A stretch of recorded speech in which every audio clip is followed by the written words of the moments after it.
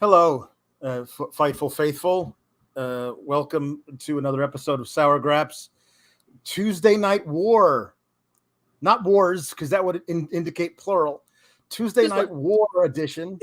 And here we are with all of you talking about 4 hours of wrestling condensed into 2 hours that we had to watch at the same time. Most of you, I'm sure, didn't watch NXT, don't watch NXT. You're here to talk about AEW, and we will do that first. If you like, all of those of you who are only here for AEW could stick around while we talk about NXT. It's the go home for Halloween Havoc. They tried to pull out all the stops by bringing in a whole bunch of main roster talent. Mixed results on that. But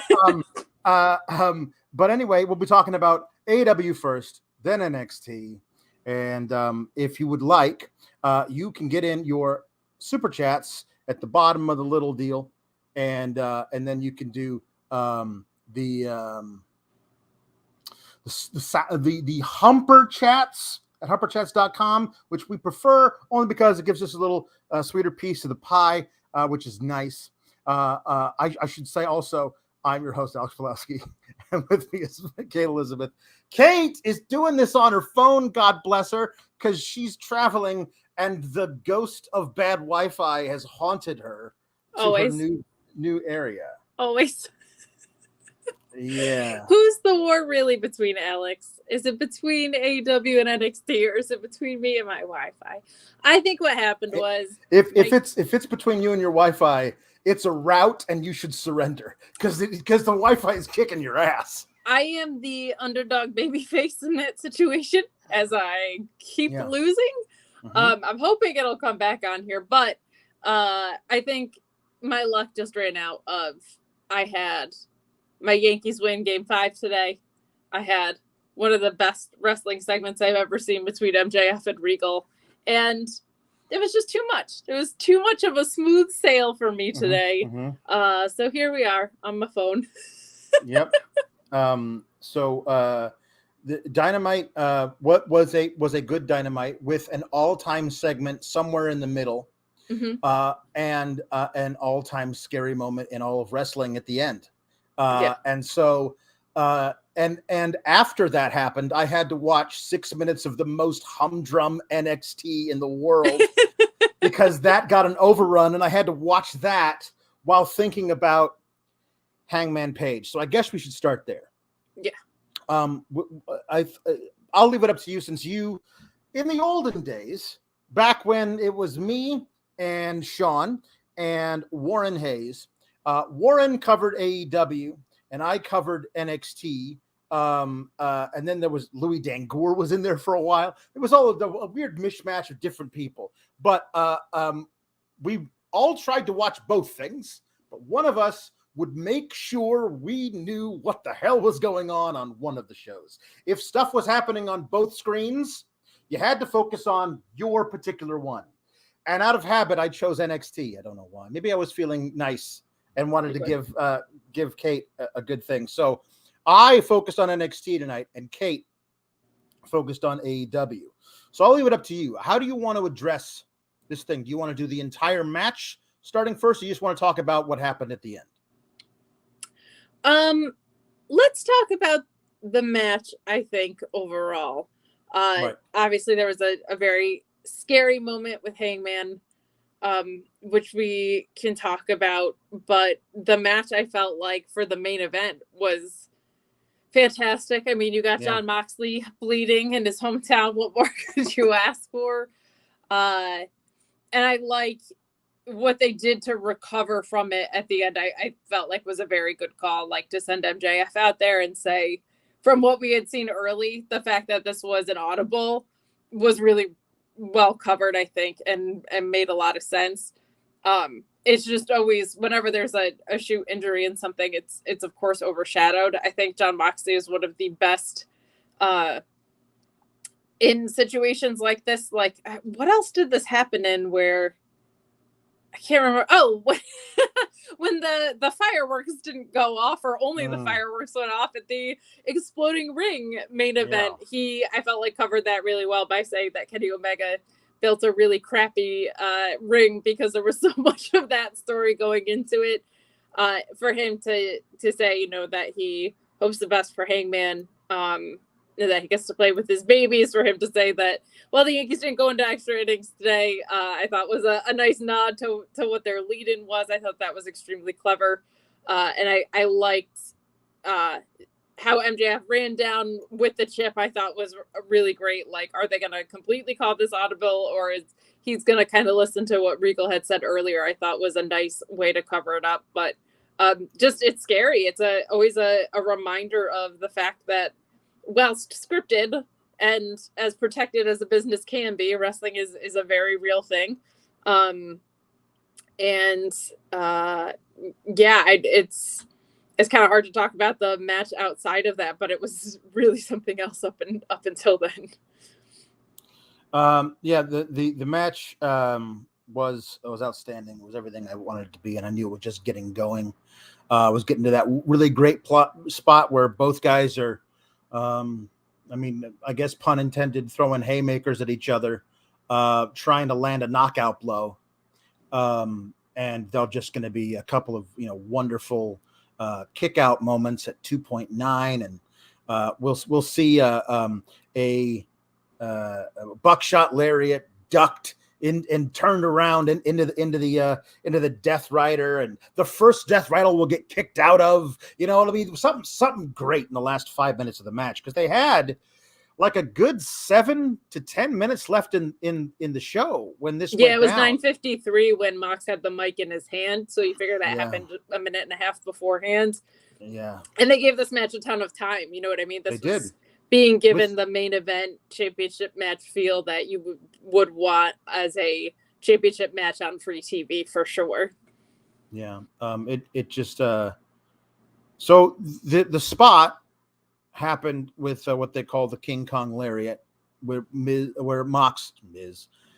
I've been doing too many late night Raw reviews. Where Mox explodes out of the corner and hits the King Kong Lariat, and Hangman gets turned inside out, as they say. And going back and looking at it, because they didn't show it again, but I went back and looked at it again. Didn't look like he landed on his neck wrong. It almost looked like it was the impact, because that was, of all the King Kong lariats, the King Kongiest. Like Mox threw every ounce of his being into that lariat. And I wonder if it just landed too high on Hangman's neck, because if you hit him up with the collarbone, then there's all kinds of weight there to take that blow. But if you hit him in the actual neck, that's going to rock. And what I thought was initially, he's got a concussion. And I don't know what it is. I don't know what it is, but and it could be. They might be just taking a whole lot of precautions, but they put him on a back brace, on a gurney. They loosened the lower rope so they could get him out of there without having to worry about that being in the way. And the way that Moxley cut the promo on afterwards, I hope he's going to be okay. I'm sure he's going to make a full recovery and we'll see him back here in AEW. I hope he can play with his little baby again. Yeah. And that the people who are doing this stuff can spot the difference between that guy's going to be out for a few weeks and this is really scary. And they can spot it like that because they've seen both. And so the fact that Mox was looking at that and goes, this is one of the second ones, that really threw me for a loop. We got Big E tweeting out prayers for Hangman, which is doubly sad. But Taz was somebody saying Taz was shook on commentary. He was, not only was he speechless, Taz took the sunglasses off to make sure he could see all the way to the ring, which Taz never does on camera. I've never seen that man's eyes before, not since 2002. He's always wearing the sunglasses. So I don't want to make light of it, because it is a crazy thing that is kind of what we do here. We try and smile through the pain. this is it puts a damper on what was otherwise an amazing Dynamite, an amazing match. But I thought that they did such a great job, and kudos to whoever improvised backstage. Yeah, that was smart. Whoever's call this was like, get a mic to Moxley, have him call out MJF. MJF's going to bring a ref to the ring. Perfect for it to be Remsburg too, who just looked like somebody woke him up from a nap. Like he had no idea what the hell was going on. Don't lean back in the chair. It's a hotel chair. You never know what happens. Yeah. Don't tempt fate. Not tonight. But they so he brings the chip. He's still in his street clothes. So it's like, I mean, you knew it wasn't going to happen, but I did love how they wrapped it back around to the amazing promo segment that we had already seen, which we'll talk about at length when we get there. But I love that they wrapped that back around, and I love that they said, okay, you know what? We can't give them the full championship match tonight. Let's do something else. And I loved that it's not MJF doing what we think MJF would do, which is to pick the champ at its weakest point, cash in, and become the champion. Instead, he says, no, I want you at 110%. No excuses. I'm going to beat you for real and prove I'm a great wrestler. And I want you at Full Gear. I think I always expected it to happen at Full Gear. And now it's official. They made it official. Let me tell you, whatever was happening on NXT wasn't going to get the eyeballs during this segment. What they were doing at this, as soon as I was saying, hey, if you're not watching AEW, turn it over there. Hangman's hurt. I don't know what's happening. Mox has got a microphone. MJF's out there. You call your friends and tell them to do this. At least in the old days when people called each other, you text your friends. I'm old. But I remember the days when you used to pick up the phone and you say, hey, operator, get me Transylvania 65000. That would be a dial, and you'd spin it. And you'd spin the dial. God help you if you had more than 1 9 in your number, because it would take forever to spin all the way back around. That's Papa Pawlowski. For those of you who only watch the AEW reviews, he shows up apparently as of last Tuesday. Shows up every week. It is. I love that they gave this broadcast that as a bonus. They weren't planning on having that announced tonight, I don't think. But I love that they had a way to like give a bonus instead. Yeah, I think that's where the story was going, and that's where it should go. I think, Sean says it all the time, predictable is good when it's good. I think that the segment we got out of MJF and Regal tonight is predictable is great when it's great. Like that was one of the most compelling pro wrestling segments I think I've ever seen. So just unfortunate stuff in this main event. And I did see some people saying it was just a concussion and pointing to like Tua or whatever on the football side. And I think in general, the conversation is changing, but it's also important to know, like, when we say things like just a concussion, we have to understand like what we're actually saying. Just a concussion is a brain injury. And I listened to a podcast on this, and they made a really good point. Alex Smith, whose career was kind of taken from him by a concussion of his, because this Patrick Mahomes kid came in and the rest is history. Well, he was out with a concussion of, if you break your leg, if you break your arm, you're definitively out. You know what I mean? Like, you're out until it's not broken anymore and you've healed. With your brain, it's so different, and it's the most important organ in your body, and people will try and we've heard Danielson in interviews talk about how he was trying to pretend he wasn't concussed so that he could keep wrestling. So when we say things like just a concussion, I want to make sure that we're keeping in mind that it's a brain injury. And when you get one, you're much more prone to them from what I understand. So it's just really, really important that in a world of fake fighting, we understand like concussions aren't like just a concussion. Like it's a brain injury. It's your brain. So I think that years and years of he got his bell rung. Let's hope he can get back out there later today. In football, there's a lot of people who haven't made that jump to just having your bell rung means you've had a brain injury. Right. Like nobody just has their bell rung. When your bell gets rung, there's been a trauma inside the brain, which is not the place where you want the trauma to happen. And like a good indicator is if you have to make a cute metaphor about the injury instead of talking about the injury in just full face, that's a pretty good idea that you're trying to maybe skirt something. If you're like, oh, a bell rung. So just, I mean, from us, of course, like best thoughts and healing thoughts to Hangman Page. And you hope it's a quick healing path, but more importantly, a complete one. Yes. Keep us posted, LECs, on Please your do. entire drive home. I want to know what's going on. If you hit traffic, let me know. Yeah. Apparently, people are saying Hangman gave the thumbs up on his way out. Good. That's a really good sign. If you have movement in your extremities, that's a really good thing. Which is good. So yes, please get in your super chats and humper chats.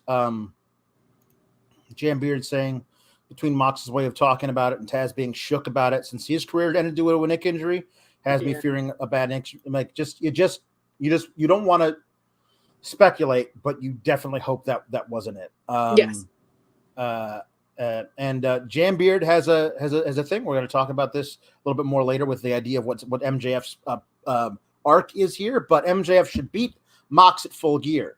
MJF thinks he won clean, but the firm has interfered without his knowledge, and that should complete MJF's face turn. I will say that is not my prediction, but we will talk more about that when we get to that amazing promo angle. Chris Muller says Mueller says something that helps, makes me feel very good. Even after a rough night, you two provide some nice levity. This show rules, and so do both of you. Thoughts to Hangman. Absolutely thoughts to Hangman. That guy is, he's great. And he doesn't, like, this is one of those things, like, he's still, you forget, about 31 years old. Like, how much of a career you have ahead of you. You don't want it to be cut short at this point. So yeah. And additionally, I feel like a lot of people liked last week's Dynamite a lot. I had a lot of complaints about it. I thought this was a really strong Dynamite, and then to have that kind of be the thing at the end is a heartbreaker. So I'm glad there's a lot of other happy things that we get to talk about with this, because I thought this was a really, really strong episode, and there's some clarity and stories that we haven't had yet. Emily, let Allie stop at White Castle. She's celebrating the fact that Mox blew her a kiss. Come on. And she blew you a kiss too, Emily. This is nothing if not an occasion to stop at White Castle. Yeah, you shouldn't even need an excuse, but if ever there was one. I would never eat at White Castle. So anyway. I never have either. I never have either. Not even in college. Never. So yes, those of you who only watch the show on, because there's 1,000 more of you that normally watch us on the post NXT show. So you won't know this, but we have a little running gags that happen. These people are still here. Those the Tuesday faithful. JW Pringle was one of them. It says SGS family, one true Alex, best bangs in the biz, Kate Elizabeth, Council of Marks, ladies of cease and desist, the man that started this whole wacky bit, Papa Paul Elizabeth. Welcome, new kids. What a wacky night of wrestling. Yeah, wacky would be one way of putting it. But yes, thank you, JB Pringle. I appreciate it. Jambeard chimes in. Emily, let Allie lead at White Castle. You two might even make it. Harold and Kumar. You never know. True. You never know. Robert Lyle says that we were running late because Kate is trying to get her dial-up modem to work. Kate, it's not even your internet. It's the hotel's internet. It's the hotel's internet. I'm at a work event. I had a really lovely day. I'm at a work event. And then because it's like an internal company event, we had like a group activity of going to Topgolf, which was fantastic because it was while the Yankee game was on. And so it wasn't directly in front of my face, so I didn't have to look like an insane person in front of all my new coworkers, which was really important to me, but I was able to keep tabs on the game because it was on at like the Top Golf bar. So I was able to keep track. The Yankees scored early, and I also appeared normal to my coworkers, which that, as far as I'm, and I was pretty good at Top Golf. So a triple win for me. And then we got some really great wrestling tonight. CO says White Castle is mid. Never had it. I mean, it's whoa, White Castle. I don't know what it is.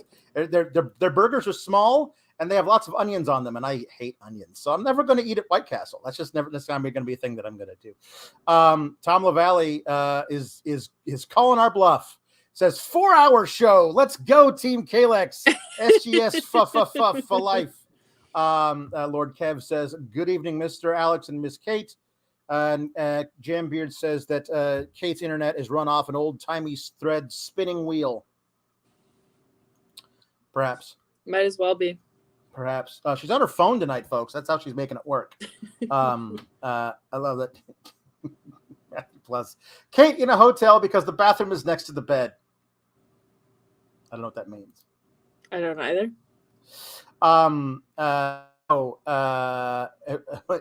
Jake Salazar says, I implore everybody to stay for the jukebox at the end of the show. Trust me, you will not be disappointed. But listen, the jukebox is after the NXT review, which is after the AEW review. If you're only here to listen to talk about AEW, there's no way they're sticking around for an hour and a half of NXT to listen to the jukebox. But come back tomorrow, queue up the replay of the video, and watch the jukebox. You might like it. Orion Ben says, Kate, the ultimate multitasker today. I'm doing the best I can. Doing the best you can. Internet's hanging on by a thread here. Yeah. Okay. So overall, Pete Davies says Dynamite was great. Some great matches. Great promos. Rio returned. Saraya getting physical. But prayers and thoughts with Hangman. This sucks. Yeah, that's kind of it. Like everyone's like, my God, all this was great stuff. And then the end, which sucks. Justice Gilliam has a question that I have no idea what he's referring to because I've been dealing with a sick 5-year-old all day. Justice Gilliam says, is there any way to the ROH streaming deal? Was that a thing that was announced that I missed? Oh, I don't know either, but if anyone's going to have information on it, it's Fightful. So keep an eye out. We will. Brian Alvarez? Okay. Tweeted something about it. Okay. Well, Good. I hope that happens. I hope that happens. I hope that desperately happens. Needed. So we started out no official reports about it yet, says Luis. So Fightful will let you know if it ever happens. Yes. Trust me. Jambeard says, speaking of jukebox, I brought a song list. Oh Lord. So here we go. We got the best friends versus the Death Triangle. To start off the night, and you were the one covering AEW, so what happened? Sure. I thought this match was great. I really liked, just seeing Pac on my television again is so wonderful. He does so many great little things so well. His form on German suplexes, his bridges tonight, a really fun story here. Him and Orange Cassidy kind of continuing this personal rivalry while holding their respective belts is a whole heck of a lot of fun to me. Pac is just one of the best sellers I've ever seen in wrestling, and maybe the best one going today. This ended with Phoenix getting the pin, which I thought was a nice piece of the story, but some really great spots where I think Pac hit a German suplex and then Orange Cassidy hit an orange punch and they were both knocked out. Like just fun. They're on the same playing field storytelling, but also some nice unity between the trios. I also really liked that Pac went for the ring bell spot because why wouldn't he? He won with it twice in one night last Friday. So, and back-to-back matches. And then Ray Phoenix said, we're not going to do it like that. Orange Cassidy went for a quick roll-up, which was just a nice piece of storytelling. It didn't ultimately affect too much of the match, but I just really appreciated why wouldn't he go for that a third time? The refs are dumb. We saw it at the beginning of the match. Pac wasn't the legal man and still jumped Orange Cassidy and nothing really happened. So the refs continue to be dumb despite Tony Khan saying they were going to crack down on it. But just, what you would expect, 1,000,000 miles an hour here, a whole bunch of fun, a great opener. I love when Dynamite starts with these high energy, fast-paced openers. It's just such a fun way to start off your night of wrestling. But ultimately, Death Triangle winning here as they kind of should.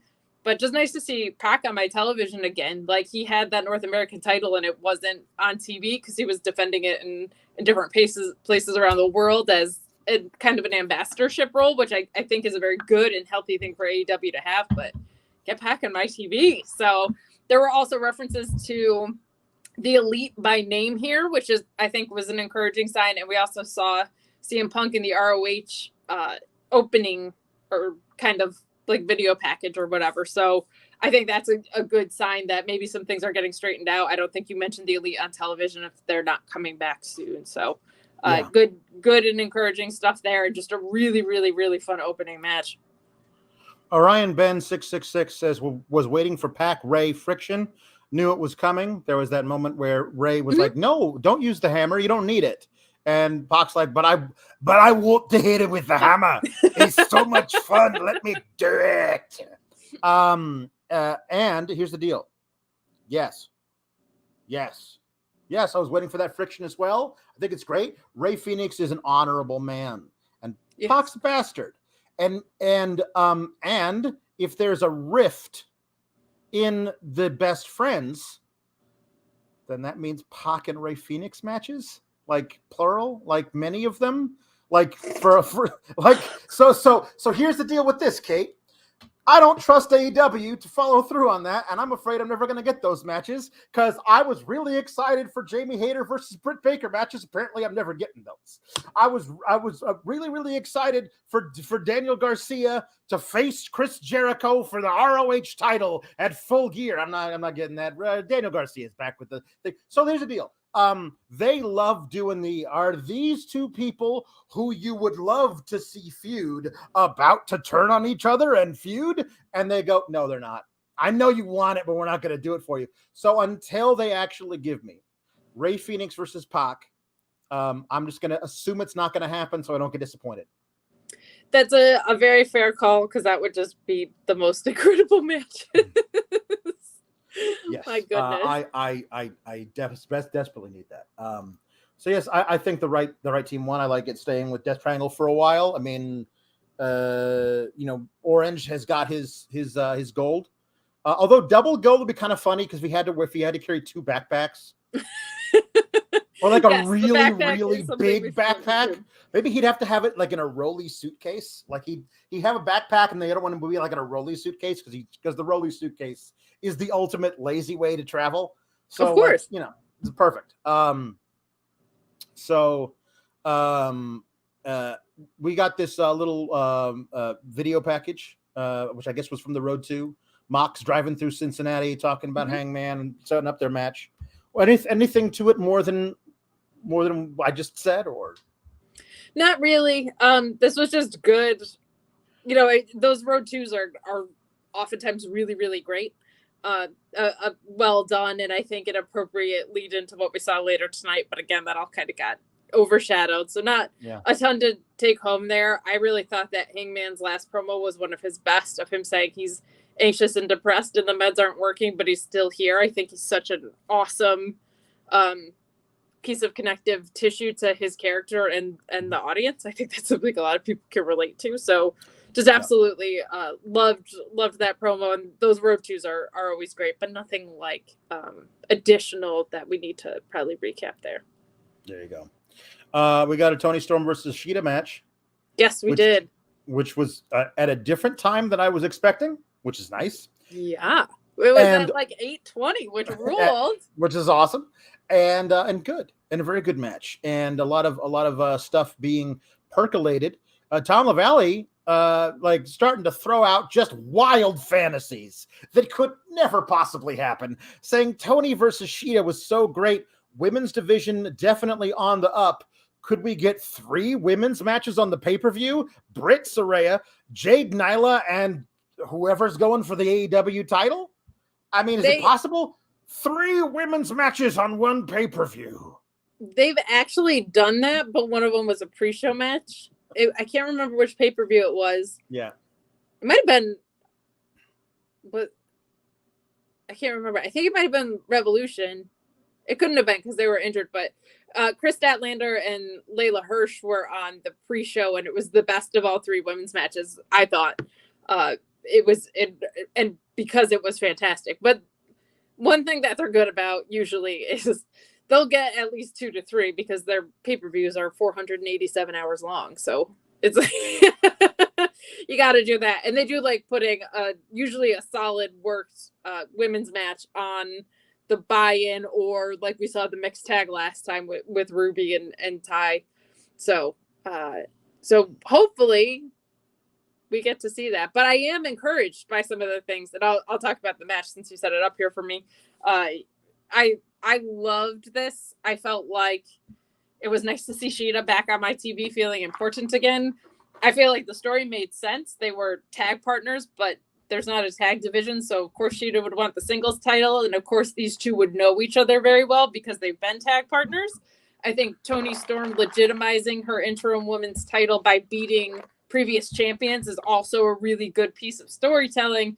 And we're starting to see stories get built outside of the title picture a little bit more, which I don't love that maybe it feels like they're overshadowing a bit because of who's involved. So a couple people have made that point, but I love seeing women's stories outside of the title picture. I've been screaming about this for years, like literally years. This is what I've been asking for. So some really encouraging changes. I thought the match was great. It got about 8.5 minutes. And not only is that longer than a lot of these matches have getting, but it was also just balls to the wall for those 8.5 minutes. And I think the story got told in completion in those 8.5 minutes. Some really great counter wrestling in here. We saw Shida lift up Toni for the Falcon Arrow, and then Toni kind of did a float over. Shida ended up on the ropes and came down with a kick, which Toni turned into a German suplex, like a really, really great spot. It was very, very physical, very hard hitting. And I feel like it was nice to see an energized Shida and a program that both made sense and featured some great in-ring work. It looked like there might have been something that was Shida like picked up Toni Storm and slammed her, which I think was initially supposed to be a suplex.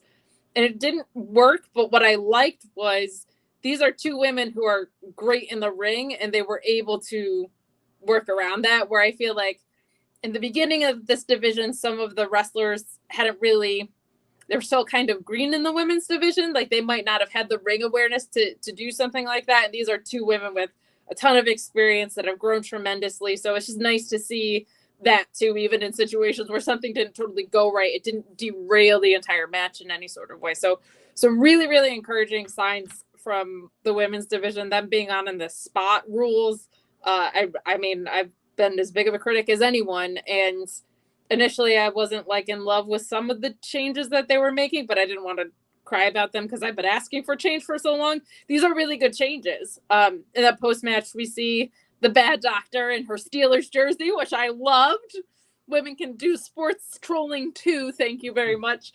Coming down with the Bad Girls, and we see the emergence of Riho. So another thing that has been a persistent complaint of mine and a lot of people has been we're just not getting enough women's talent on television. So to see Riho come back, to see tag matches happening on Rampage, it's all very encouraging, and I hope there are changes that stick around for a while. We had gotten some nice top of the hour matches, and then we were back in that like typical 9:27 p.m. slot last week. Didn't have that much of a problem with it last week because it was sandwiched between two title matches. So just a really, really great match, and logical storytelling continuing to be told, and like multiple women's storylines going on at the same time. It's refreshing, and it's simple, and the things that I felt like should be obvious seem to be coming to light now, which has made me very happy. But great stuff. Toni Storm retained. That DDT is awesome. She's great at it, and looks like it finishes people, so I'll take it. Shutdown Spurs reminding us that Double or Nothing had Thunder Deeb, Jade and Anna Jay, and Ruby versus Britt. Also had Tay and Paige Van Sant in the mixed tag. I confess to not remembering anything there except for Thunder and Serena Deeb. So that's my fault for not. Ruby Britt. The one I remember is the one from Grand Slam last year. I don't remember the Double or Nothing one because it was for the Owen. because Britt buried her. Oh, for the Owen, and they buried her. Yeah, maybe I blocked that out of my memory. And Anna Jade was the debut of Athena and Stokely. There you go. That's why that happened. So yes, apparently they can do it, and I've just forgotten. Maybe I want multiple women's matches on Dynamite more than I need 4 or 5 women's matches on a pay-per-view. Well, they're also just insanely long pay-per-views, so yes, they are. Easy for them to get lost. It is. They are very, very long. Speaking of long, this particular podcast. So Jambeard saying, give me the triple threat match at the pay-per-view. Toni versus Hayter versus Rio, with Hayter finally winning. And that way Toni doesn't get pinned. Possibly. There you go. Brent Lockman says, well, I was the only one that was expecting Rio to turn. Wrestling may have given me trust issues. I don't even know what a heel Rio run looks like. That would be very interesting. We'd have to see just how over she is with the crowd. I think that would be extremely difficult. And she doesn't cut promos a ton at all. And just someone of her stature. Well, I guess that's not fair. Someone of her stature, I think, could be sneaky enough to pull off some heel stuff. But people just love her, so it's hard to turn someone like that heel when they're not cutting promos. Yes. So we got a Nerd Guru says, for comparison, NXT had 3 women's matches tonight. Good stuff. Yes, they did.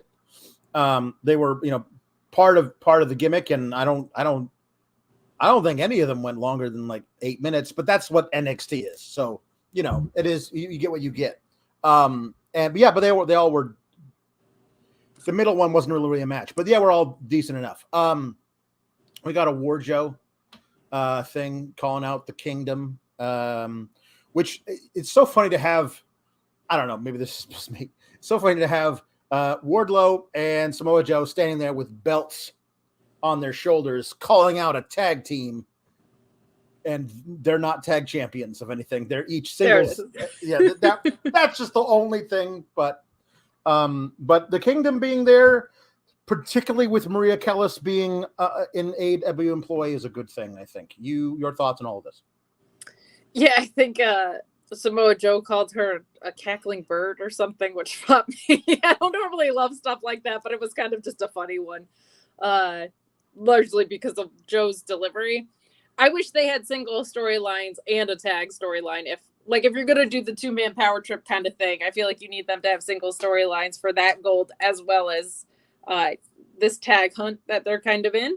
But I whilst I don't love the story, I like the idea of them working together quite a bit, and I think this could be a lot of fun. Very excited about the Kingdom, particularly Mike Bennett and Maria. I've spoken at length about Maria and what she's done for the ROH women's division before that shut down, and she's just a great presence and mind to have back there. And OGK is a reliable tag team that I don't feel like you have to necessarily push to gold. Like they can work some really reliable matches with a lot of teams of a lot of different styles without necessarily having to be in a tag picture to feel super important. Agreed. Jambeard says, only way I want to heel Riho is if they give her Sonny Ono as her manager. Okay. That could work. FTR backstage. They've been involved with Warjo recently, but they're not sticking around to do more stuff in the ROH ranks, even though they are ROH champions, because they want the AEW titles and they need them right this very second. But hold on, says Swerve and Keith Lee. This was a very, I thought, effective and good backstage little interview battle. I don't know what you would call it. They got to talk to each other. They each have a point of view. There's even some discrepancy among the Swerve and Keith. Anytime you have a lot of people in a scene, it's great to have as many perspectives as possible. Like, I agree with you on these 3 things, but I disagree with you on this. But I know that you and I together don't like those guys. That makes for good drama. And that's what we have right here. I also, they're giving us something that I wanted since the beginning of the Swerve in Our Glory tag run. They're giving us an FTR versus Swerve in Our Glory match next week on Dynamite, and the winners get to be number one contenders. And oh, buddy, am I looking forward to this?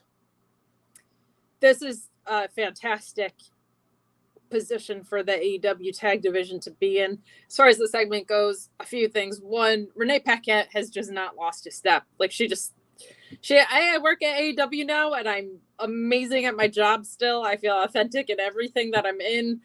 Just incredible work from her to come into a new company, have taken some time off, and immediately slide back into the picture and be fantastic at her job. Love Swerve saying, oh, you've been working at these other companies and now you suddenly care? Now you care to come back and win these titles? No. We're number one contenders. Swerve continues to just be so impressive, and everything that you would want in a champion of singles or tag caliber.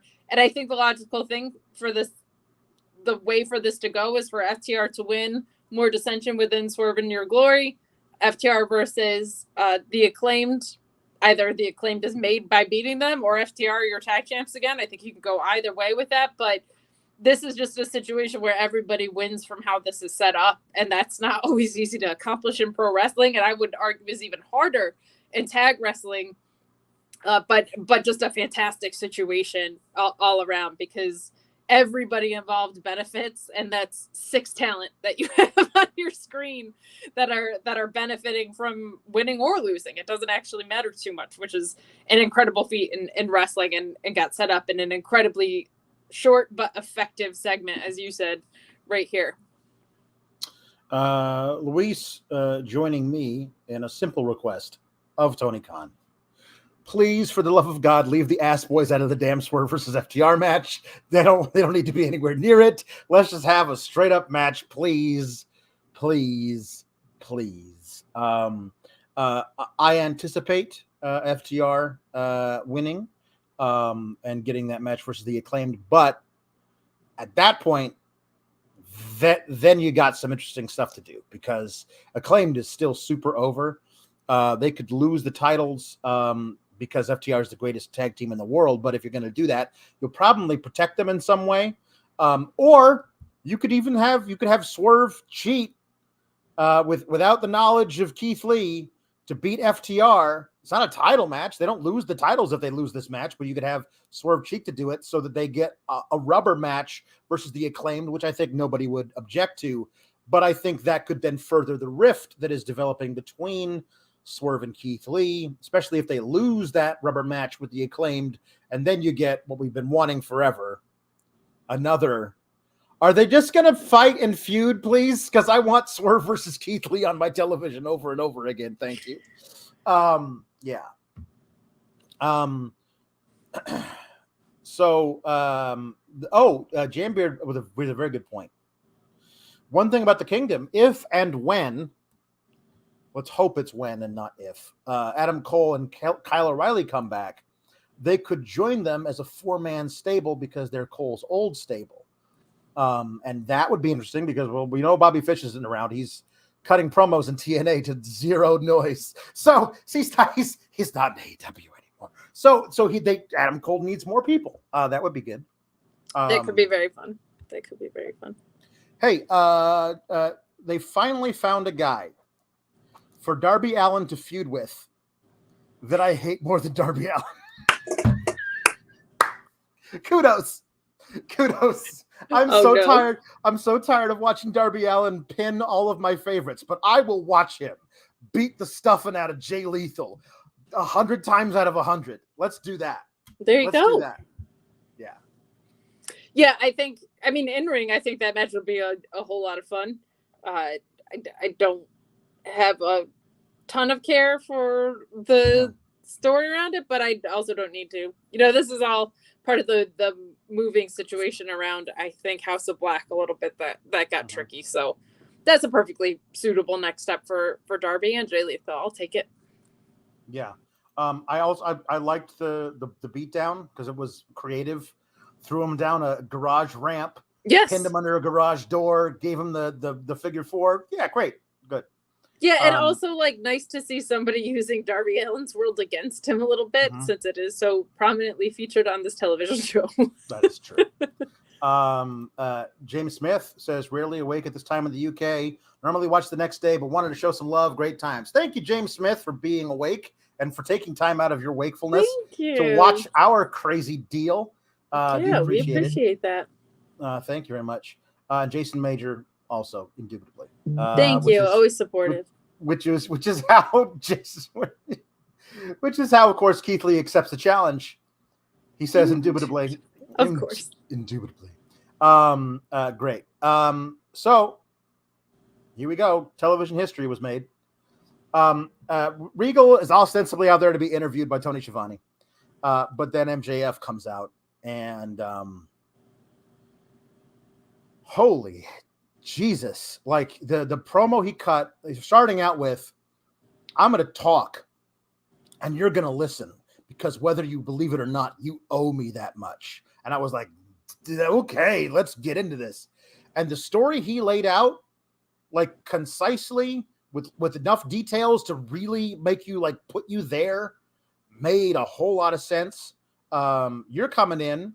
He got a hold of Pat Buck and Brian Myers, his teachers in New York, and says, you got some extra work for NXT, a takeover in Brooklyn.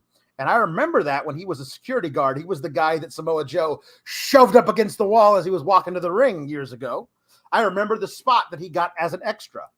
But apparently being an extra also gets you a little tryout as well. And he did his tryout match, and Regal brought him into a private area and said, okay, you got 3 minutes to sell me on you.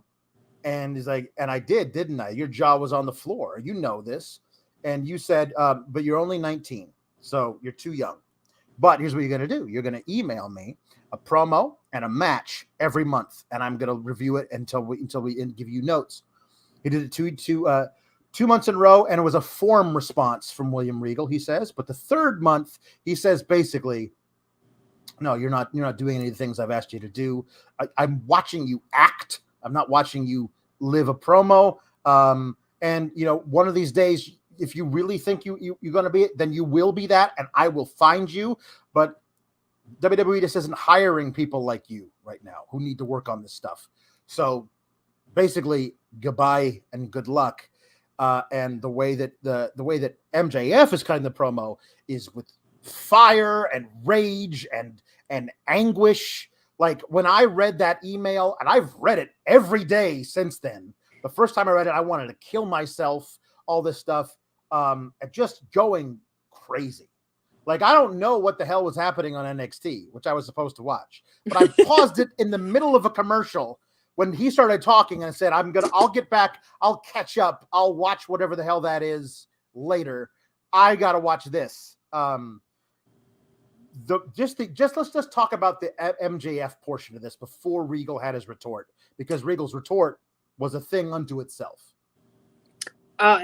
This is just MJF at his absolute best. Incredible stuff. I love old school heel MJF. I love the facial expressions. I love him shitting on people's towns and calling everybody slobs and whatever, making fun of them for being poor. This makes him. This is legendary stuff. This is the reason people have been hailing this kid for a long time. This is the first thing that's made me feel this strongly, probably since his dog collar match with CM Punk. Like I had very, very real emotion. Actually, that Hangman promo last week definitely moved me, but this whole segment from front to back, it felt above wrestling in a way. It was very much a representative piece of professional wrestling, but it superseded it found its most authentic place, and it was the art form that pro wrestling can be right in this moment. And just an incredible segment by MJF. And I loved how angry but controlled he was, because he had the look at me now leverage until what happened next, which is what we saw Regal kind of come around and take it away, which I couldn't believe he was able to do, but just fantastic stuff. Like when he gets so real, it connects to me. It is really, really refreshing. And I was kind of like, why is Regal smiling? And then I found out why Regal was smiling shortly after this. In the most perfect way, because I knew it couldn't have been an accident. I knew it wasn't, like, Regal's not nervous. He's not a kid. But I just really, really loved this. And this pit stop on him getting to Mox is such a well done thing, because he also called out Claudio and Danielson and Mox as being people that when Regal, well, I can't remember the exact line, but effectively MJF had said that Regal had said, when I mention someone's name in this company, they get hired. And he was like, those names, the list of those names were Claudio, Mox, and Danielson. Mm-hmm. So for him to get dismissed by it and then to see Regal's guys on the other side of the coin in AEW is such an awesome full circle story that they're telling. And then I'll let you continue with the Regal side of it, because it was just awesome the way this got turned on its head.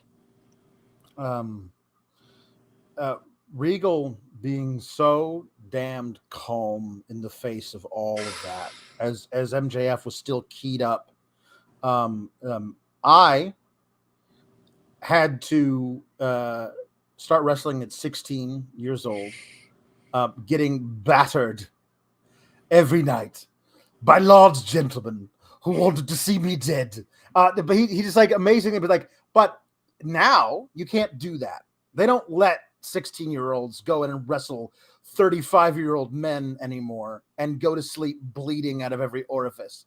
There's a lot of horses. You shouldn't be bleeding out after a match. Like, there's some things you should probably talk to your doctor about their Reeks, but there's but his whole thing was, so that's how I had to cut my teeth to come here. That was my experience. That was the thing that motivated me to get better, was to stop getting my ass kicked so much.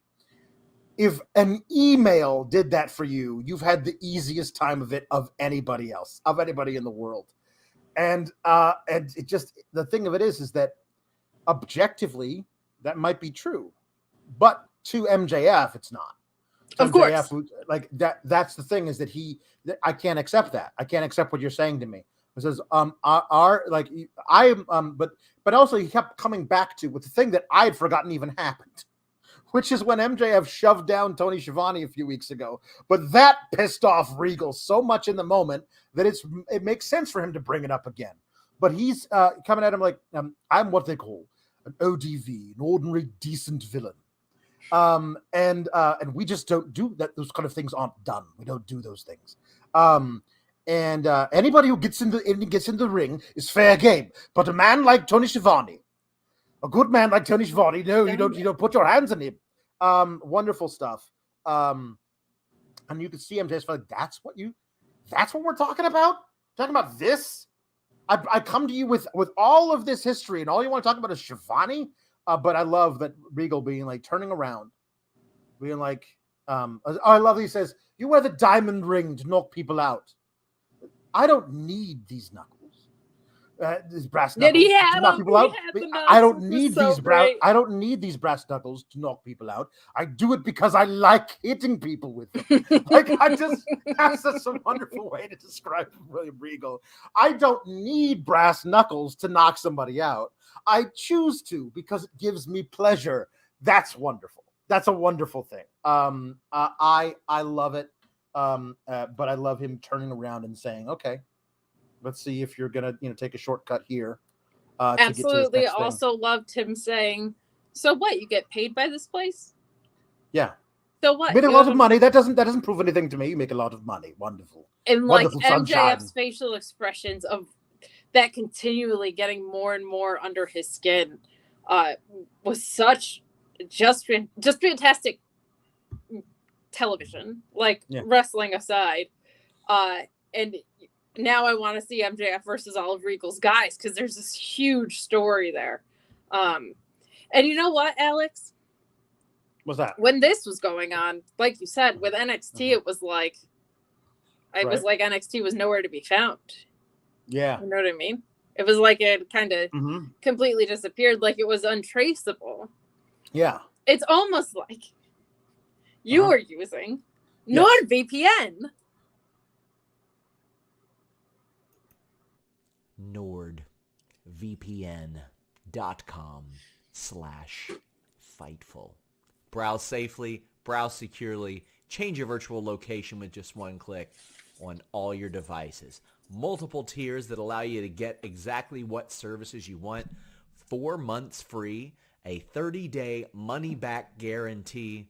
Get access to content that's geo-blocked in your area. Get access to pay-per-views at a much more affordable price thanks to that content that you unlock with NordVPN.com/Fightful. Block annoying pop-up ads, block malware. NordVPN.com/Fightful. How are you going to pass this up? Really? How? I use it every day. Every day. It makes my browsing experience so much better. You should do it too. NordVPN.com/Fightful. So, funny thing, whenever we play the videos, our microphones on our computers get muted automatically. Apparently, that doesn't happen with the phone. So I had to manually mute you as you were walking around your room. Well, because of course my phone isn't charging.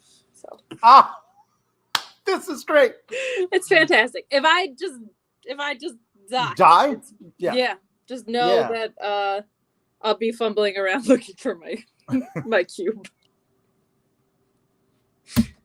Wonderful. Wonderful. So this was amazing. This showed so much depth in MJF. And here's my thing. So what I love about MJF. Everyone, I hope, remembers the promo he cut on Punk, where he made us really feel.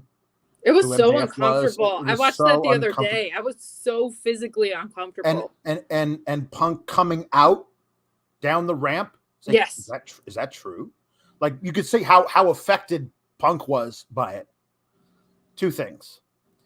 First, William Regal, not affected by this. No. Perfect. He shouldn't be. Honestly, you can tell me your little sob stories. I'm very sorry you almost ended your life because of my email, Sunshine. Like seriously, that couldn't give a shit. That's even justified though, because Regal came up in such a tougher environment. Sure. Punk never said that, right? He was Mr. DIY, so yeah. And also, he made us believe in that moment.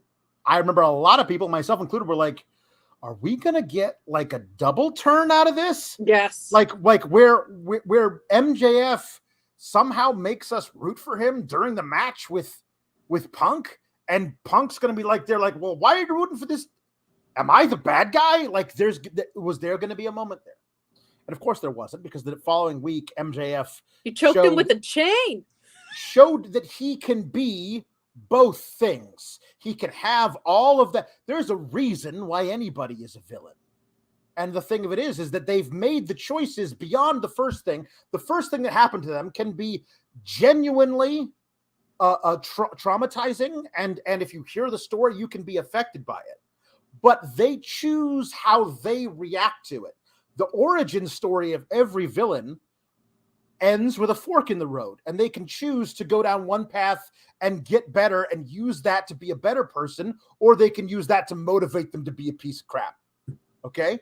And MJF already showed us one part of his origin story. And what did he do afterwards? He went down the left path. So I think they might do that again. They might do that again, where MJF's going to get us to really believe in him. Nothing he's saying tonight is a lie. You know, I don't think that he's manipulating us. He's telling us his truth, but it motivated him to be the guy who will do anything he has to be champion. And maybe he'll be a little conflicted, but it doesn't matter in the end, as long as he's holding up that belt. And so there's going to be, I think I think there's a 100% chance he's coming out of Full Gear with the title. To me, like I think you got to do it. But honestly, how he comes out of that pay-per-view with the title is entirely up in the air. I think they probably know MJF's winning, but I think nobody actually knows right now how he's going to win, what they're going to do in that match leading up to it in the next few weeks to give us that moment of MJF winning. Is he going to come out where we're all cheering him? Probably not. But how much of a piece of crap is he going to be in the match? There's a lot of really great stuff there. Yeah. I did love it. So here we go. We got some stuff here because Jambeard says Bobby Fish is now just Blobfish to me. Well, to all of Impact Wrestling apparently as well. But folks, where's the lie? I was like, this sounds like a Joe Biden speech. Like it was so bad, folks.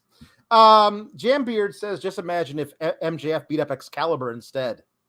Not my man with the mask. You stay. You don't leave. You leave him alone. That's where the story's going. That'll be the next thing. That'll be the great thing. I think Luis Villarreal is requesting a song for Regal to sing "Can't Fight the Moonlight." So I think we're going to leave that up, but that was in a different spot here. Matthew Plus says MJF and Regal was a moment I'll never forget. That was truly one of the most emotive experiences I've had watching wrestling. Like genuinely emotionally felt extremely like I very much identified with it, and just like the intensity of the emotion was so palpable. Ugh. Yeah. Brent Lockman saying that Regal calmly drawing his knucks is now a good move. Is now a mood. Oh my God. Like total him mood. Just having them and just having them to not use them. God, just brilliant. Just perfect. Yeah. Then we get Chi-Town Spurs saying, forget WWE or AEW. The winner of the bidding war of 2024 is going to be Hollywood. I think that might be the winner of the bidding war of 2030. I think he actually really loves wrestling, but I do know that he will jump and do the other things too. I think there's something there. There's also a more open schedule at AEW, which means you might not have to have like an either or situation. We've seen that with Samoa Joe. It looks like Claudio was filming something. Listen, if you're doing the Saturday show in Saskatoon for the SmackDown touring brand, you don't have time to go and make a movie. But in AEW, you have that opportunity. Yeah. You have an opportunity. JW Pringle says MJF, another promo of a lifetime. William Regal, well, allow me to retort. I mean, both sides. I was just like, I was so blown away by what MJF did. Yeah. And I was like, Regal's smiling, though. So he has something in his pocket, but in equally strong of a response. Like, just fantastic. Indeed. N. Sogre or NS Ogre. I never understand which one that is, but because it could be either. But I like N. Sogre. Being there alive, they had us all eating out of their hands. It was amazing. NASRS updates on page? No. Not that I've seen on Twitter. So Sean was also at the show tonight, and I messaged him a link if he wanted to come in here, not knowing all of my technology was going to bust, but just if he wanted to give his perspective. And he said that it was like hypnosis that the crowd was under watching that MJF and Regal segment. Just incredible to witness live. Ogre. There we go. We're gonna call him Ogre from now on. Edge is on Disney Plus because he takes 4 months off at a time after his wife gets murdered. That's why Edge is on Disney Plus. He's not doing the Friday show in Saskatoon. That's not a thing Edge is doing in this part of his career. Are you percolating coffee? There's some crazy thing coming through your what is that? What is? Okay, she's gone. I'm gonna mute her. I don't know what the hell's going on. That was weird. Sounded like she was percolating coffee. She's gone. She's gone now. I'm gonna keep doing with the. Here we go. Everybody, I'm over here. I'm Kate Elizabeth right now. Phone died. We lost Kate. Goodbye, phone. Goodbye, phone. I'm gonna keep talking with here we go. She'll be back. I think. I hope. Because I didn't watch any of the next match. But so Orion Ben 666 says AEW's back-to-back promos beat Alba and Toxic versus Toxic and Sonya, and Carmelo and Trick versus Mensah and Regal. Wasn't there also the Good Brothers and Cameron Grimes going to the moon? Yeah. So anyway, 3 different types of promos on par excellence star making. The third promo on par excellence is the fact that we got a Rita, wow, Renee interviewing Yuta and Danielson. So I'm gonna hold on. I'm gonna get rid of this thing. I was being funny for a while because I thought she was coming back, but I don't know if she's coming back, guys. So Matthew Plus, being a hater, says she's gone. And Jam Beard saying Kate now running her internet through a popcorn maker. It does sound like it. Although, again, it isn't her internet. It's the hotel's internet. And Ricardo, the ODV, saying, Matthew Plus, what have you done to Kate? I don't know. I don't know, guys. It's tough. Renee interviewed Yuta and Danielson.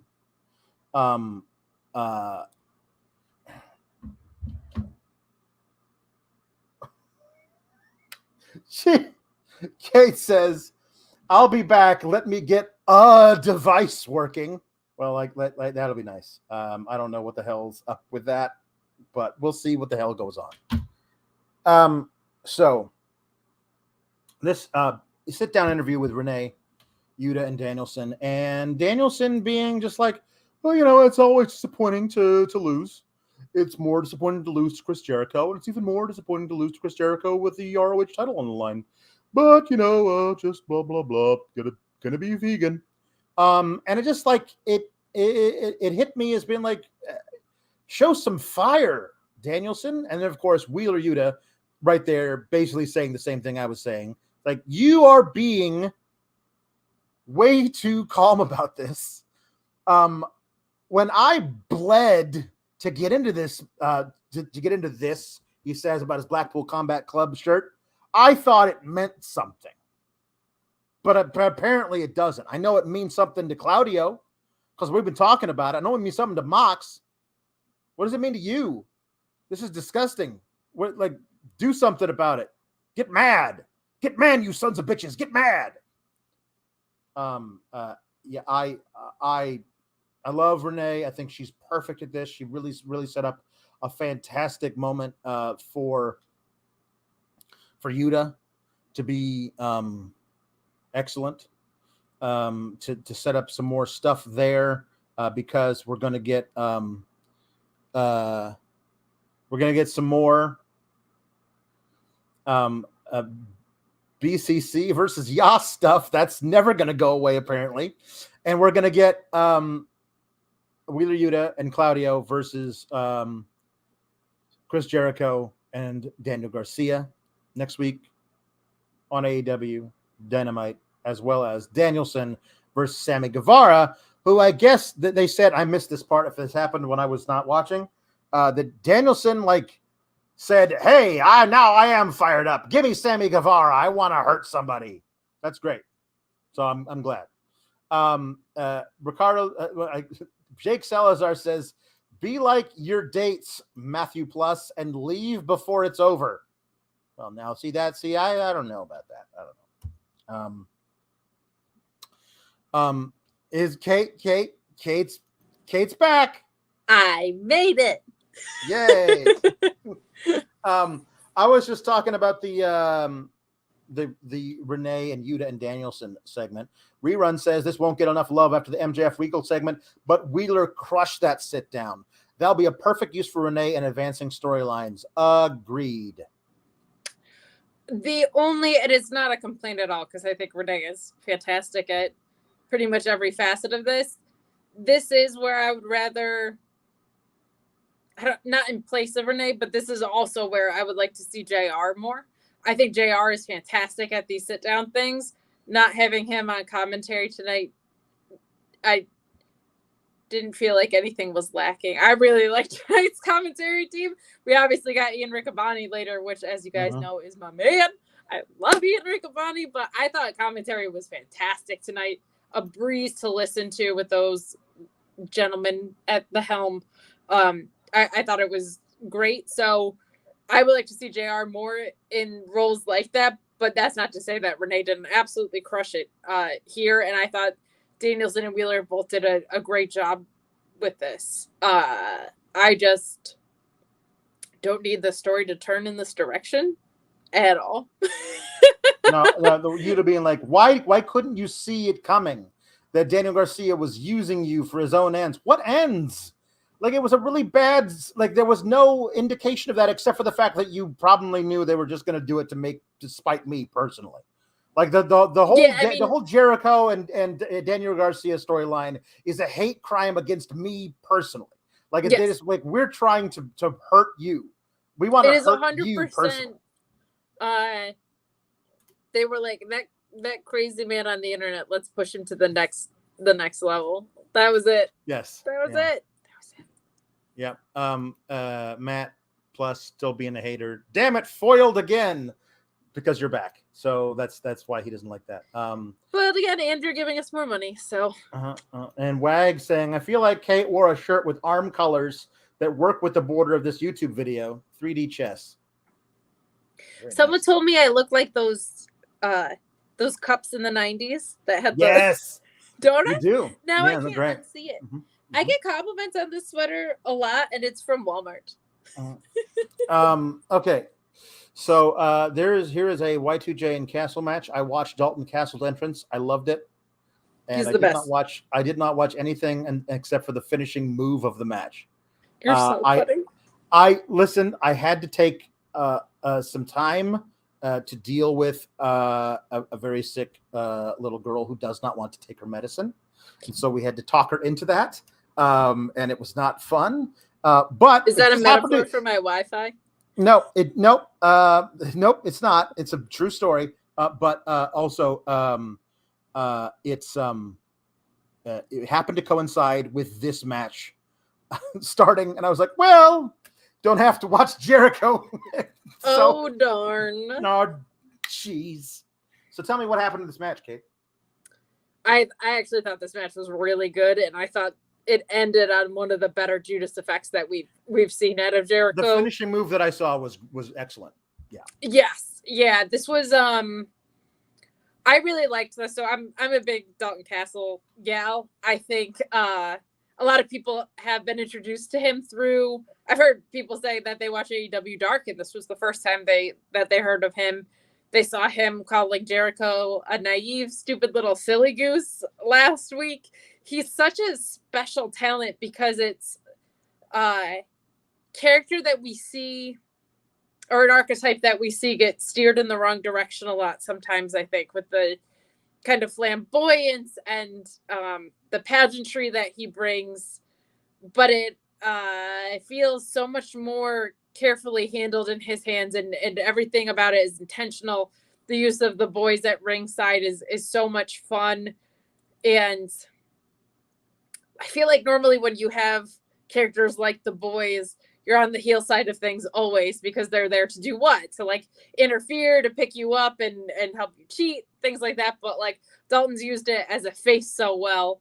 And he's also a really good wrestler, which I think people got to see tonight. I thought this match was really, really strong.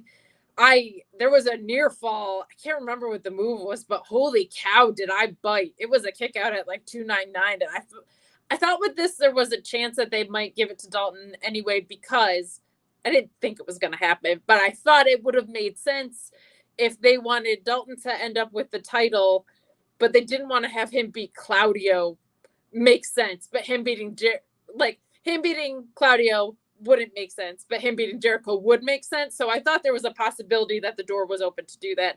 I didn't think it was going to happen. It didn't happen.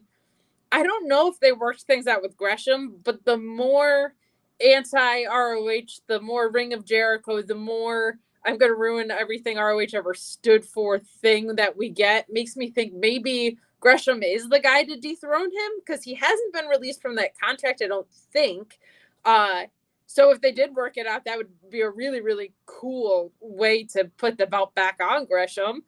But I loved this match. That Judas Effect worked like the Judas Effect should work all the time. It works like how Malachi Black's The Black Mass would work, where it hits you really hard and out of nowhere. And finishers like that are effective, especially for aging talents.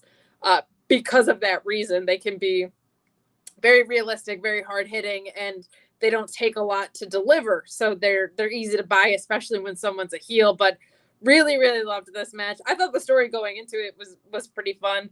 Dalton Castle is just one of the most entertaining wrestlers in the world, and it's really cool to see him on a stage like this. And I get so many tweets blowing up my timeline now about, like, I didn't know who this guy was, and I don't normally like characters like this, but this guy rules. Like, that warms my heart, because he's been a version of this guy for years and years and years. So to see people starting to understand the difference between guys like that and what Dalton Castle is doing is something that I think is actually really, really special. And as an ROH nerd, it absolutely delights me.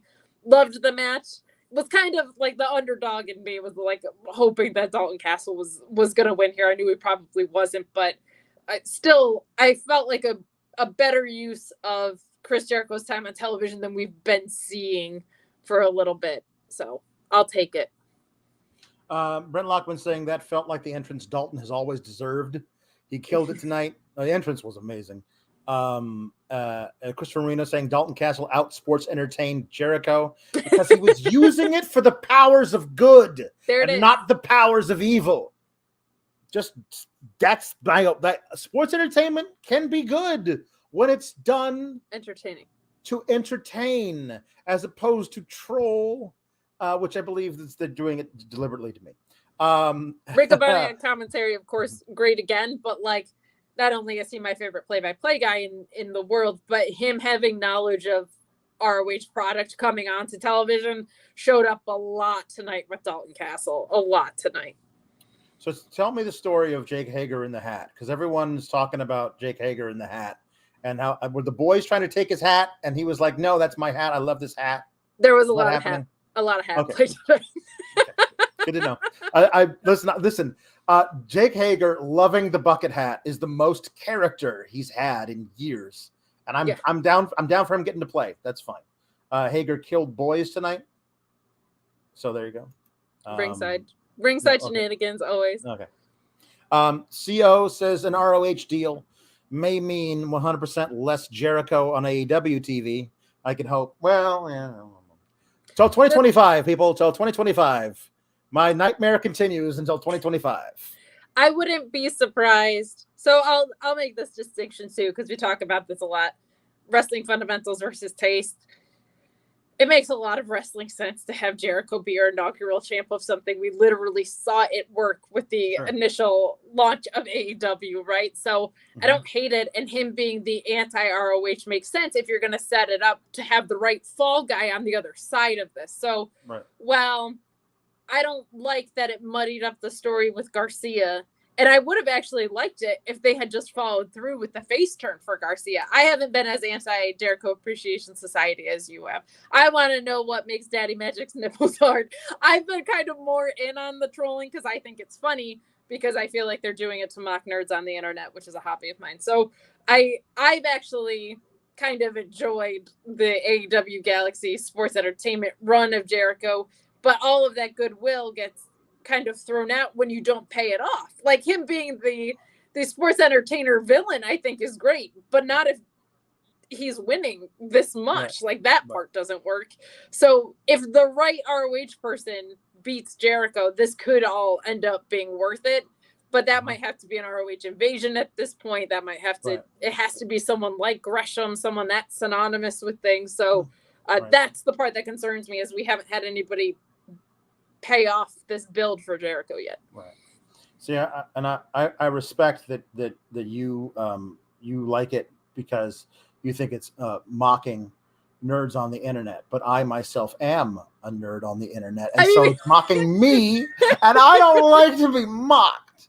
Jambeard saying that Hager is now Mr. Hat. Mr. Hat. And Orion Ben says that Sam is now Mr. Slave. Oh no. So that was a very go. good Mr. Garrison impression. Holy cow. Honestly, it's very, very limited, as we've seen. Can't do anything. I can only get Mr. Hat, Mr. Slave. That's all I can do. I can only do those things, two things. Tom Valley says, I've been a Jerichoholic since 96, 97, but Dalton Cass was completely won me over this year. That entrance, that man deserves his flowers. Yeah, he's been He's great. Fantastic. He's really been great. The problem is that nobody watched ROH for the times that he was great there. It was like me and 4 other people. I can admit it, but he was great. So after the match, there was a little detail where they were going to hit Ian Riccaboni with the thing because Jericho wants to burn down the place he's the champion of, which doesn't make a lot of sense to me, but okay.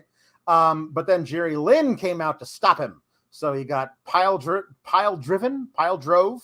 onto pile drivered. The pile was driven onto the belt on the stage.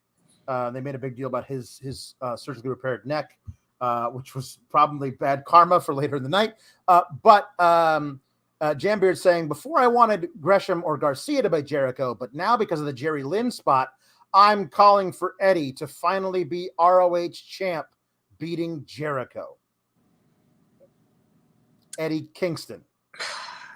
I like that idea, but I don't think Eddie Kingston is the ROH prototype guy to launch ROH. But Eddie Kingston winning anything ever makes me happy. Eddie Kingston finally beating Jericho makes me extremely happy.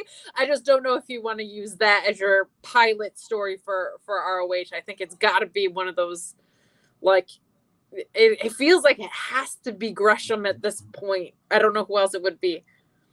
I think that particular train has sailed. Like I don't know, man. There's that seemed like there was some animosity in that breakup between him and Tony Khan. I just, it's wrestling, so I hope for the best. The only other person who's that synonymous with ROH that I can think of is Lethal, and he's a heel right now and nowhere near this. So I'm not quite sure who that guy is. Pile driven. Jake Salazar says # beat up Riccaboni Jericho, and Luis has threatened to ban him for requesting this crime against humanity. Thank you. And Luis also says, give me a Lynn match now. If he's taking bumps, put him in a match, says Luis. No. Which, I mean, no. Okay. So we've talked about Achille says Homicide versus Jericho. When? I'd love to see that. Well, sure, why not? I thought for sure that was gonna be something that happened in Blood and Guts, or like that he would have got called in to even up the numbers game or something like that. Right. So we've talked about Mox, the Hangman match. But we have a lot of thoughts here on the injury to Hangman, which we've discussed before.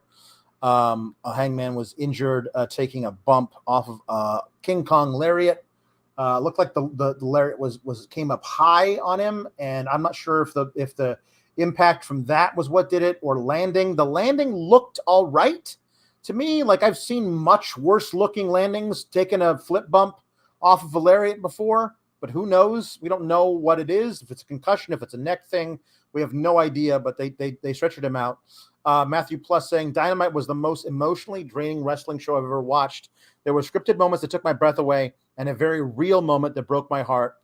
Thoughts with Hanger. # SGS sucks. See, Matthew Plus only doesn't like us. He's actually a decent guy.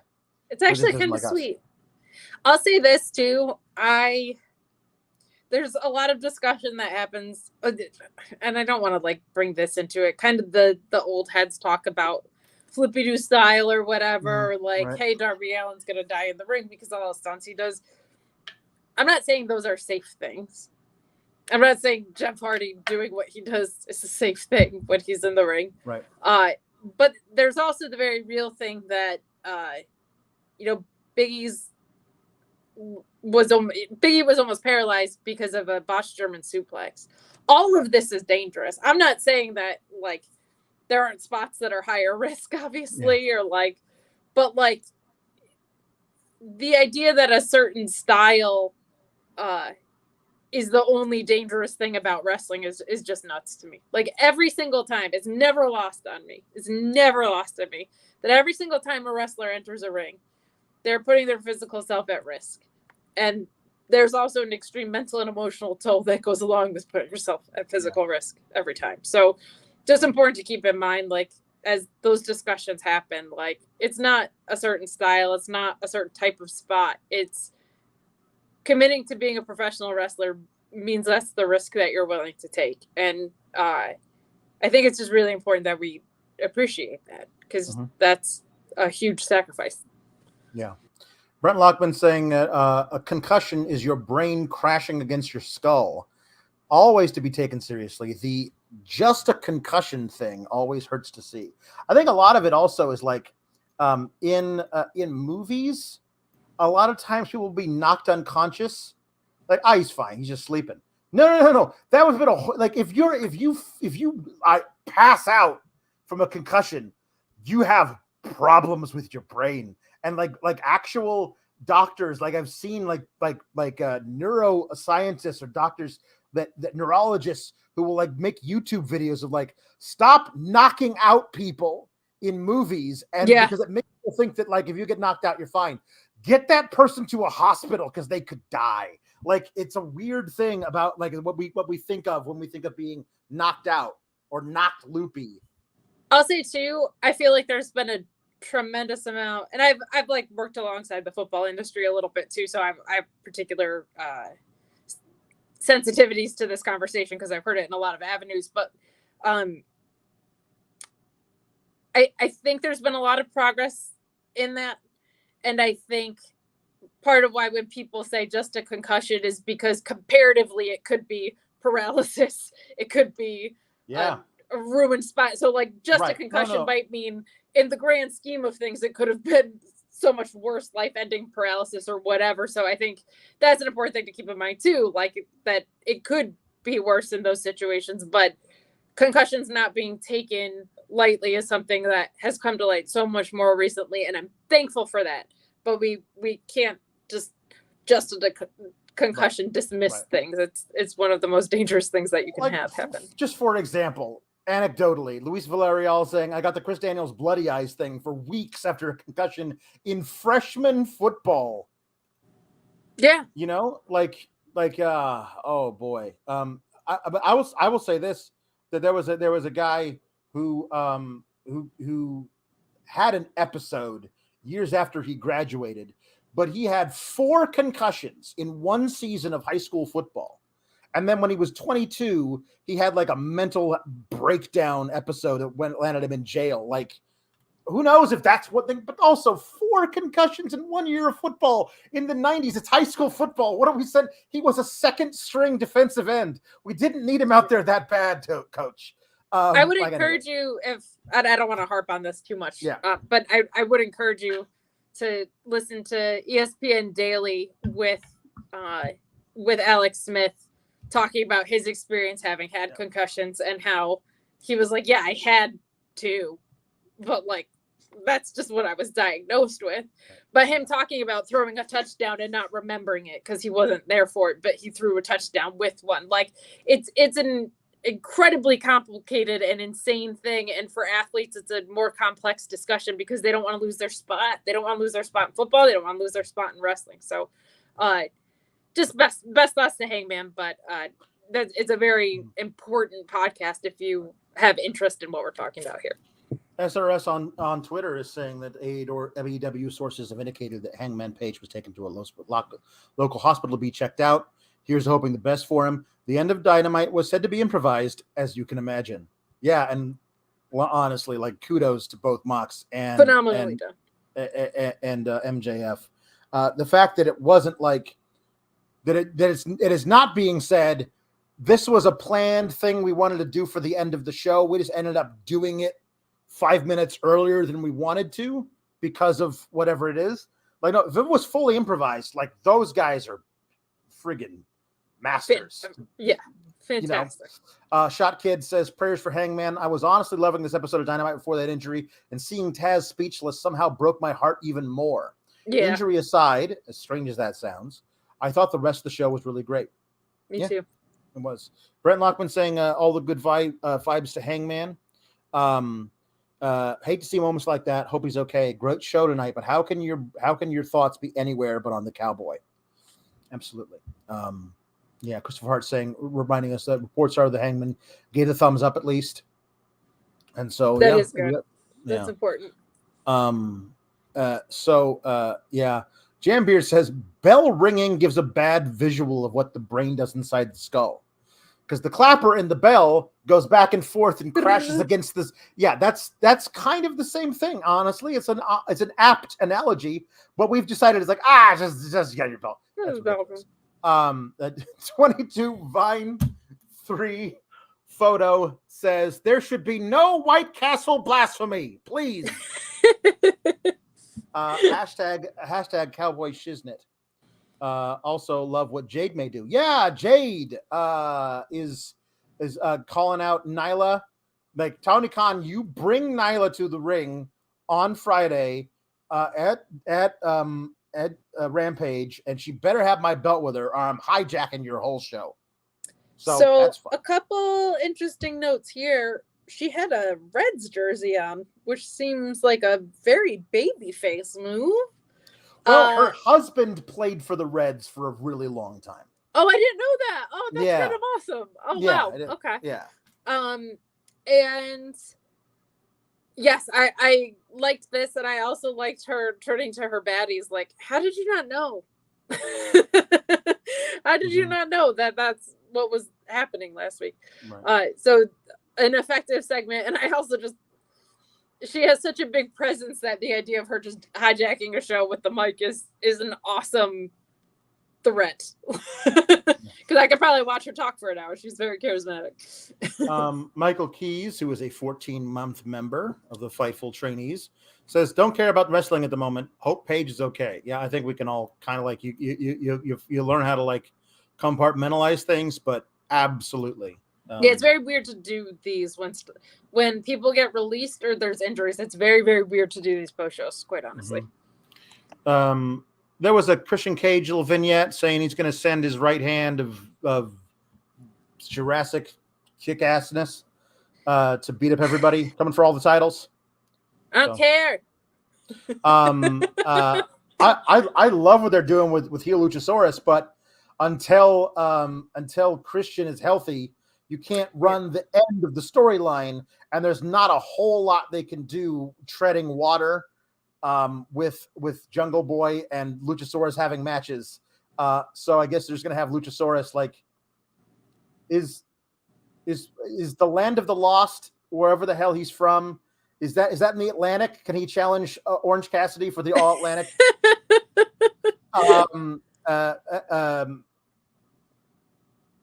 Jarvis saying MJF is a megastar. I love the story of MJF being kind of an unofficial member of the BCC that wasn't good enough and went against the grain, followed his own path, made it to the top in spite. When he wins the title, it's going to be an amazing moment. I think there is the potential, if he gets a big reaction, a good reaction from people, like chanting his name when he wins the title, there is the potential for the greatest all you people promo ever. If there's a guy to cut a really great all you people promo, it's MJF coming out with that belt and saying, none of you gave a damn. You like me now because it's cool to like the rebel. Like there's some really interesting stuff there that could be there. I think that's a very, very possible thing in Newark. Newark is going to probably be cheering for that guy, no matter how much he craps on them.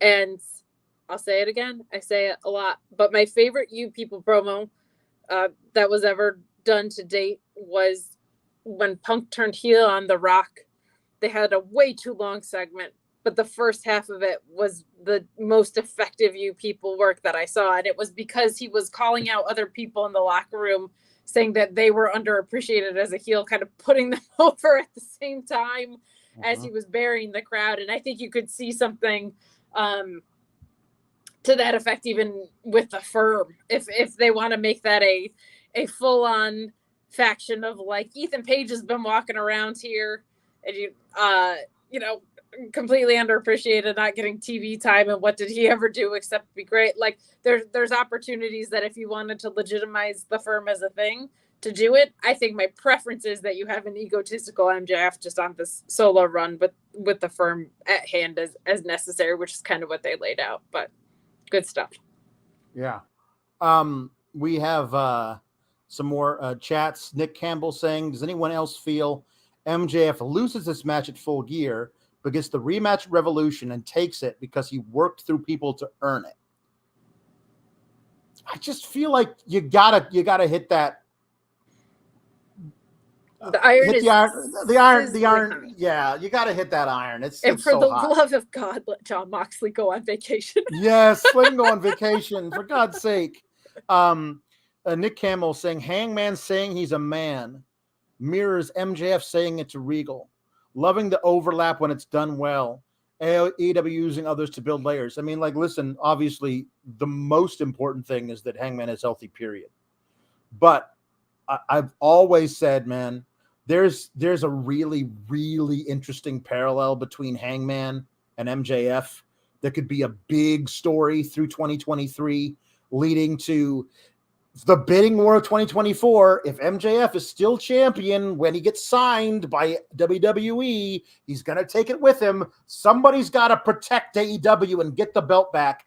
If that guy is Hangman, there's a lot of good storytelling that can be done there. So, and I also, with that, I think a lot of people forget the Hangman MJF history with the diamond ring. When Bret Hart was there and MJF got that promo on Bret Hart. And that's why I'm so glad Sean's not. Oh, God. Hi, Sean. Hi, guys. So wanted to hop in here real quick. For anybody asking, Hangman thing wasn't a work. I think we all know that by now. But I've still got like dozens of people in my DMs. Not a work. They did stretcher him out. They pulled up the rope to do it. I was told that he was taken to a hospital. He's being checked out. The terms I was given was responsive and stable, but that a statement should be coming soon. I'm going to leave any additional health updates to Page himself or AEW in that sense. But just in the venue, we couldn't even really tell what happened. It was very, very unusual because we couldn't see specifically that spot, obviously. So we were all just like, what? And then when they stopped it, we had not really an idea of what was going on. But obviously the end of that show was improvised. They hadn't planned on doing all that then.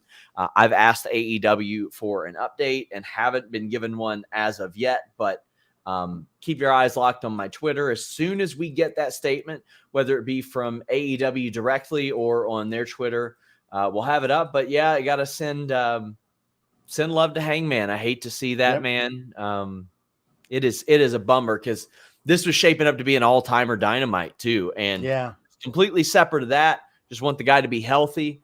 I know Hangman to be one of the nicest guys, one of the funniest guys in wrestling, and you just hate to see anything like that. And unfortunately, stuff like that happens. It's just, we hope that what happens after that, we don't want anybody compromising their quality of life.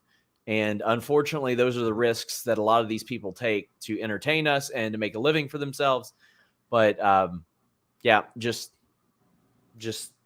a bummer, very bummer. Yeah, it really was. It's because he's just, what a swell dude on top of everything else. You know what I mean? Crazy spot too, because it wasn't like they took some crazy off the top rope dive thing. It was on a lariat. It was on a lariat. How many thousands of lariats has Hangman taken in his career, and just one of them goes wrong. The rest of the show was incredible. The Blondes got an incredible ovation in Cincinnati. Just really, really good. Good for them. That was cool. But the show itself was really good. They were, I don't know how it came across on TV, but they were into the women's match live, like very much. They were dueling chants, which was nice to hear. That was very nice. Big for Riho as well, which made me very happy. But live, it was good. The venue wasn't full by any means, wasn't close to being full, but I mean, different night, a little bit awkward build there, but you just hate to see it end like that. And it's about. Also, we didn't get Renee live, which was a bit shocking because she's a Cincinnati girl now. Yeah, that was a bit surprising, but other than that, a very fun show, and I thought it was shaping up to honestly be one of the best Dynamites that I'd seen. Dalton Castle and Chris Jericho absolutely killed it. The boys with Jake Hager was just, it was masterful. The boys were so over in front of that audience. The women's match was fantastic. Saraya got a great reaction. Britt Baker with the right kind of heat. It's not just that she came out in a Steelers jersey. She came out when they absolutely suck ass and acted like it was an accomplishment, right? Beat the Buccaneers. Thank you very much, sir. Yeah, the Buccaneers, if you listen to Tom Brady on the sideline these days. But you also had an outstanding trios title match and the MJF Regal stuff. A special promo. Like, oh my God, that promo was special. I couldn't believe I was seeing it live to the point that promo was so good that it made you wonder if a very serious injury at the end of the show was a work to set up having time for that. And Kentucky Jen says, one game back, Sean. I know our friend, if that's our friend Kentucky from Reddit, I'm about 12 games back in the lead for anything on Reddit right now. That much I assure you. I am out of the playoff race on that forum these days. But it was so good. Let me tell you, after the nightmares in traffic that I had with the Bengals game, it was easy to get in, easy to get out of the Heritage Bank Center. It was a smooth setup. Concessions were easy and stuff too. I didn't see any merch stands, so I don't know how the hell that things were handled there. I know they've had a shortage of late, but I had a good time tonight. I had a good time last week when I saw a bunch of you in Toronto. I'll be back on the post AEW show next week. I might do a bonus show on Fightful Select to kind of talk about my experiences here. So FightfulSelect.com. I'm just saying, today we had some news on a guy named Shinsuke Nakamura. I don't know what I possibly could have reported about him. I don't know. I don't know what we could have reported about that guy, but we had that. We have all the producers from Raw this week, backstage notes. We had updates on Becky Lynch as well. Yesterday we had the Raw plans. We had JBL's return as well. We had the backstage report, and then a new documentary with Warner Brothers Discovery. I'm giving you the sell. $5. Just $5. That's it. $5. Just think about that. $5. Listen, I know a lot of you signed up last month because people were getting bit. I can't promise you nobody's going to get bit this month. Maybe you should sign up again. Yeah, never know. Maybe you should sign up again because somebody might get bit. I like the sell on the hypothetical bite. Hypothetically speaking, someone might get bit. Bite insurance. Just in case someone gets bit, get on the ground floor now. That's right. If somebody turns into a zombie, we're going to be on top of that story.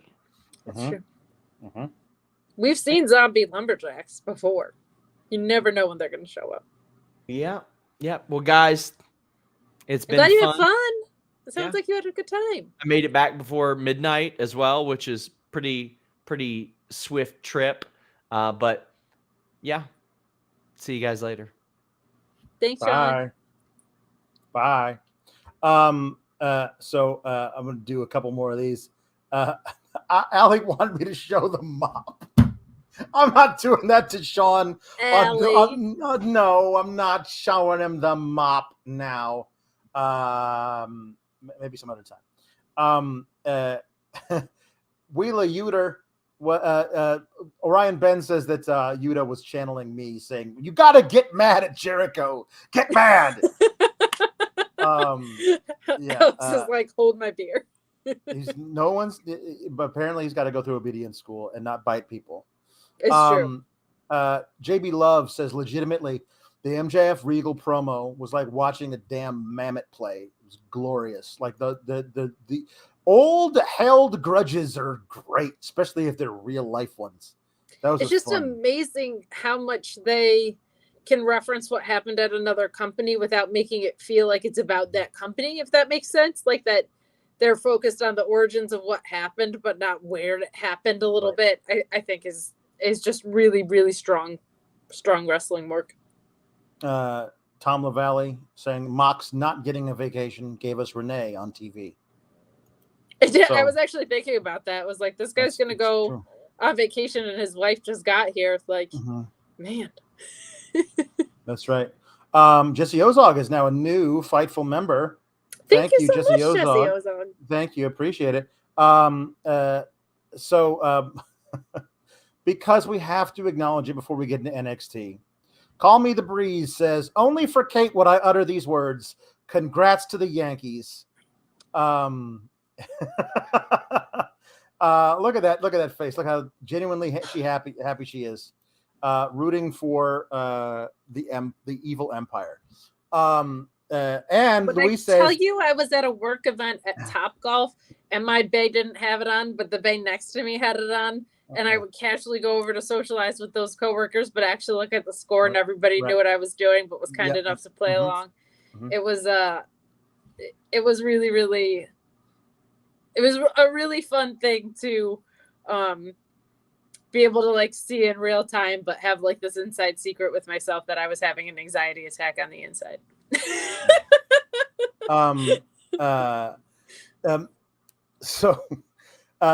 Louise saying that they face the almighty Astros. Oof. And actually, she says he's not optimistic about the series, but hey, one can hope. I was hoping for the Mariners to sneak in and win one just because it's always good for the team that's never won anything to win one. I know as a Milwaukee Bucks fan how that feels, and I always hope for the team that's never won anything to win something.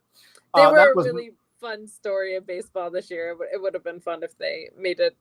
It would have been great if it had been like the Guardians versus the Mariners for the right to go to the World Series, because it would have been like first thing for the Mariners like ever to be in the series. But Guardians haven't won since the 50s.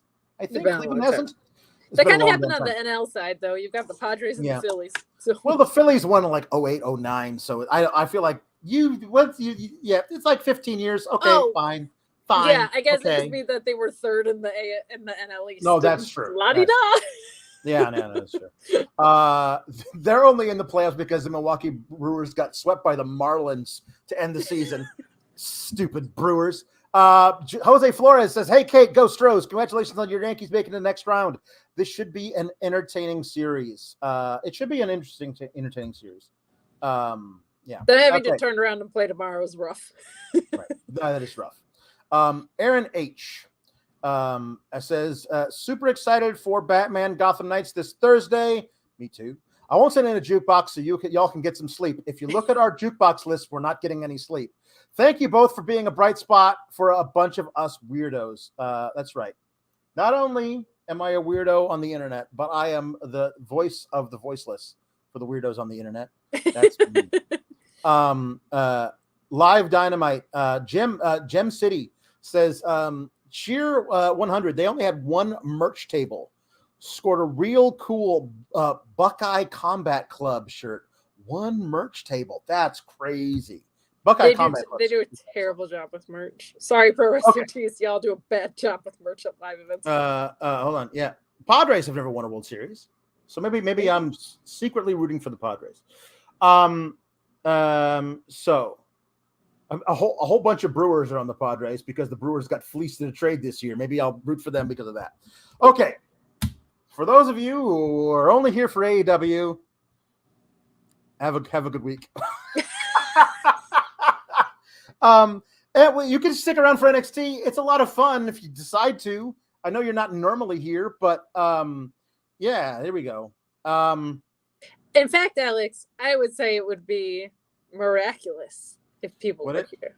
Yeah, it would miraculous, like how if you and I ever do get to bed, we're going to need some delightful sheets to sleep within. Mm-hmm. Mm-hmm. If only there was a brand that could deliver us the best night's sleep possible. Right.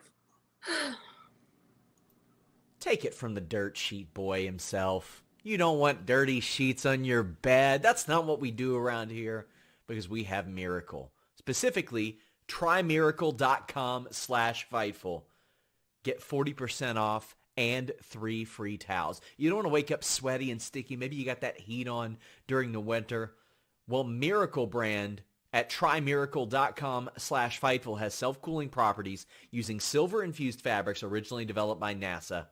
They are thermoregulating and designed to keep you at the perfect temperature all night long. And they prevent 99.9% of bacterial growth, leaving them to stay cleaner, fresher, 3 times longer than other sheets. Help avoid those allergens and all those irritants that you can get when the bacteria builds up on your sheets. It's better for your skin. It's got luxurious comfort and quality. Since I started using Miracle brand self-cooling brand sheets, I stay comfortable all night long. Go to trymiracle.com/Fightful. Use that code FIGHTFUL to get your free 3-piece towel set and save 40% off. trymiracle.com/Fightful. There you go. So we started out with Pick Your Poison match number 1.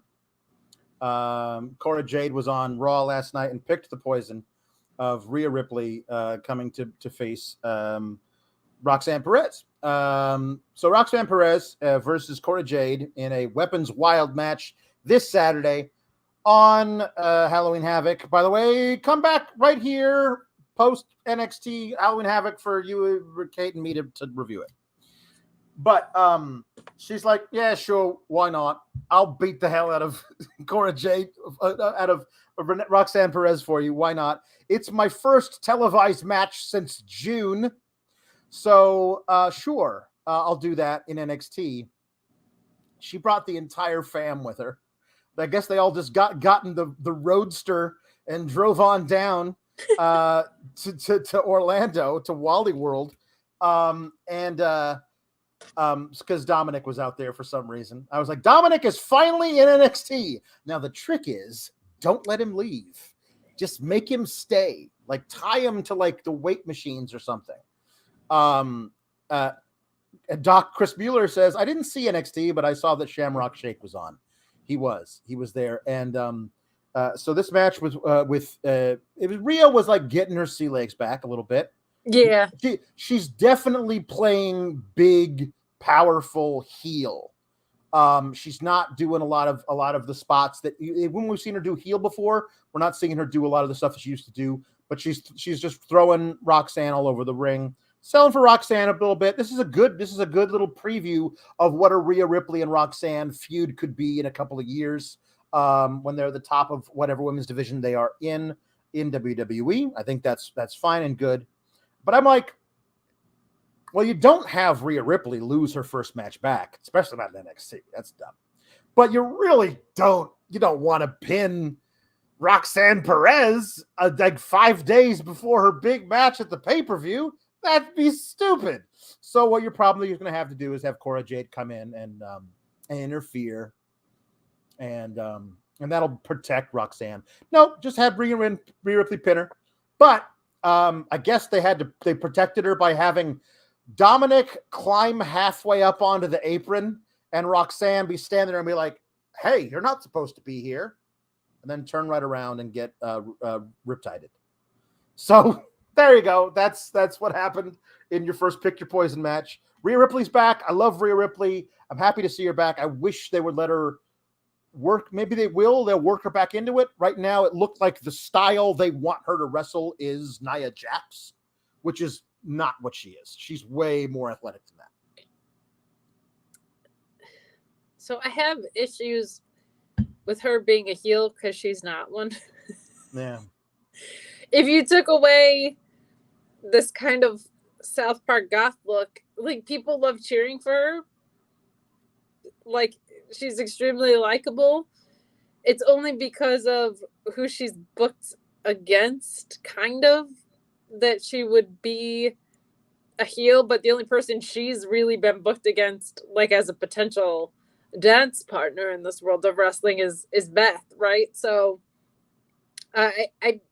she's always read as a face to me. I've always wanted to cheer for Rhea. And so when you have this like almost slapsticky wink and a nod heel thing, it doesn't really work for me now that she's back in the ring, which is something I didn't even foresee. Roxanne Perez is as pure of a babyface as you could possibly have. So she has to be heel in that sense.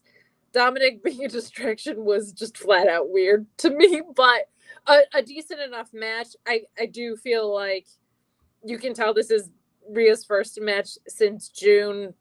I think working that style isn't her natural go-to, but I also think it's a safe way to reintroduce someone back into the ring because she is powerful enough to do it, especially with someone Roxanne's size. Loved that this kicked off the show. I think that was a really smart move. I like definitive endings. I feel like if there was a place for a DQ because of the reasons you said, this one would have actually made sense. But I don't know, right? You have Roxanne lose on the main roster to Bayley, and now you have her lose to Rhea. It kind of just makes her look like she's not ready for the main roster. But Rhea being back in the ring is an exciting development. I hope she's fully cleared. I hope we get to see her versus Beth. I hope we get to see her wrestle on the main roster. I just adore her. So hopefully, as the training wheels come back off a little bit, we get to see more. But I continue to love Roxanne. I think she's great. I think she's special. I think by the time she's 21, she'll be on the main roster, if not before then. And she's just, there's just no way you get that good, that young, unless you put in a ton of hard work. I've never bought into the idea of being a natural. The only thing you're natural at is working harder than everybody else in the room. So good on her. She continues to just be so smooth in the ring. And this is a solid enough opener. Brent Lockman makes a good point. Judgment Day has turned from a House of Black tribute act into every group of bullies in every movie from the 80s you've ever seen. Then he lies. Then he lies and says it works. It does not work. It's bad. Especially when Dominic's there. I raised this point on the main channel Friday, and I don't want to dig too deep into it because we're 2 hours old already. But I was trying to think of who's actually over, and my litmus test for that was if you take someone out of what they're currently in, who still has the momentum. And to me, that's Rhea Ripley. I don't think Dominic is over as like people are claiming, because I think if Rhea's removed from the picture, he has nothing there. So is him being in this angle, in this act right now, mean he's over, or does it just mean that the storyline's over? You know what I mean? No, whenever he speaks, people boo, not because they don't like him, but because they don't like him.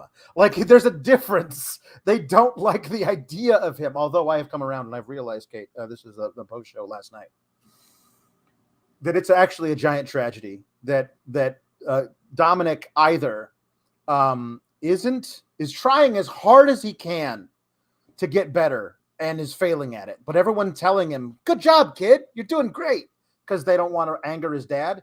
And those people are enabling him, which is sad because he will never actually learn anything if he thinks that what he's doing is good, but he's trying really hard for his dad, and also his other dad, who tragically passed away. Or he really doesn't want to do this. He's being pushed into being a wrestler when he knows that's not what he's good at.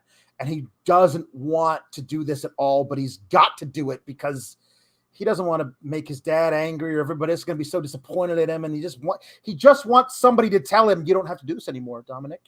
You can go away. We release you." I'm telling him. Yeah, I know. He just wants that. And either way, it's a tragedy. So I've decided to turn my anger at Dominic into a poor kid. He just needs a hug. And he's never going to get one. Well, the poor kid thing is the storyline they've been shoving down our throats for the past like 8 months. So Rhea is the only one who's over. You could put her, you could have Rhea do anything and she'd get over. She's great. Yeah, that was kind of my litmus test for it. Mm-hmm. Backstage, Cameron Grimes flashes all of the money he has left on the planet Earth because he invested in crypto. And he flashes it in front of Luke Gallows, who does this. He's apparently the scent of money makes him go crazy. Evidently. Very Festus of him.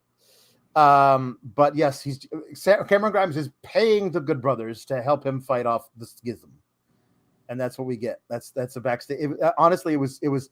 I love the idea of him of the Good Brothers only working for money, because that's the only explanation for why they're back in WWE when they said they would never ever ever come back.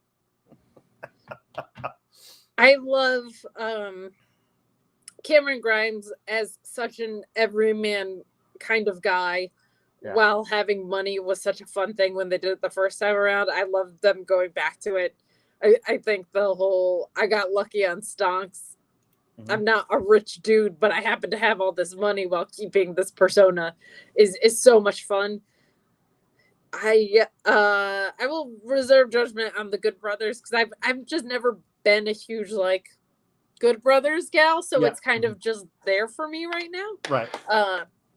But the guy that came in to help is losing to Dominic Mysterio on the main roster, so I'm pessimistic. the guy that it does feel like their last match that they actively tried for the whole thing was like 2017. Like they're just happy like collecting the paycheck, and if the bag is big enough, we will secure it. They're funny when they let them, like when they allow them to be. But anyway, here we go. Jake Salazar says, I don't know who Cameron Grimes was, but I saw him Monday. I did not like that, and I do not like him. He seems very annoying. He's very annoying, but it is on purpose. It's kind of like a sports entertainery annoying. Like he go, hey there, I'm Cameron Grimes. We're going TW. But you didn't see it tonight, really. But he on a dime can turn they had him cut his hair, and he gave this promo about how important his hair was to him. It's like he can turn on a dime and make you feel something really quickly. He's right. a special performer. But what you saw tonight is more of the silly side. Yeah. Jambeer says, I know it's only like a 1% chance of this, but do you think Dom would do better in a company who would let him do more lucha style rather than the WWE version of lucha style? Because he hesitates a lot. I mean, I think that's as fast as he can go, but no, I don't think him doing more lucha stuff would help him out. I think the fact that he does like what did we decide it was a 309.5. It's not a 619. It's a 309.5. It's like half of one. It's a half of 619. I mean, just watching him do the Three Amigos is rough, man. It's not great. Okay. We're going to try and breeze through this because we don't have a whole lot of super chats, which you guys could remedy if you want. But we're going to have to talk. We'll talk about this. Oh, they interviewed Grayson Waller, who thinks he's going to beat up Apollo Crews because, hey, that wheel moved by itself, which really freaked me out, which is why I lost the match last week. And then Chucky shows up on the Titantron. It's okay. I'm going to try because I did this later in the night and it also made me upset.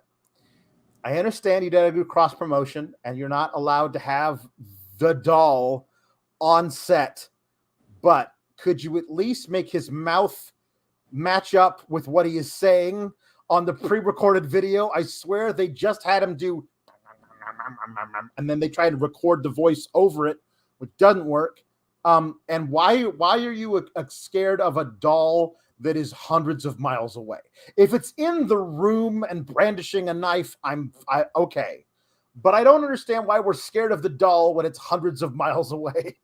But Grayson Waller got so scared of Chucky telling him that his match with Apollo Crews is now going to be a spin the wheel, make the deal match, because Cora and Roxanne's was going to be, but they'd spun the wheel before they made the deal it's only a spin the wheel make the deal match if you spin it on the night of the match.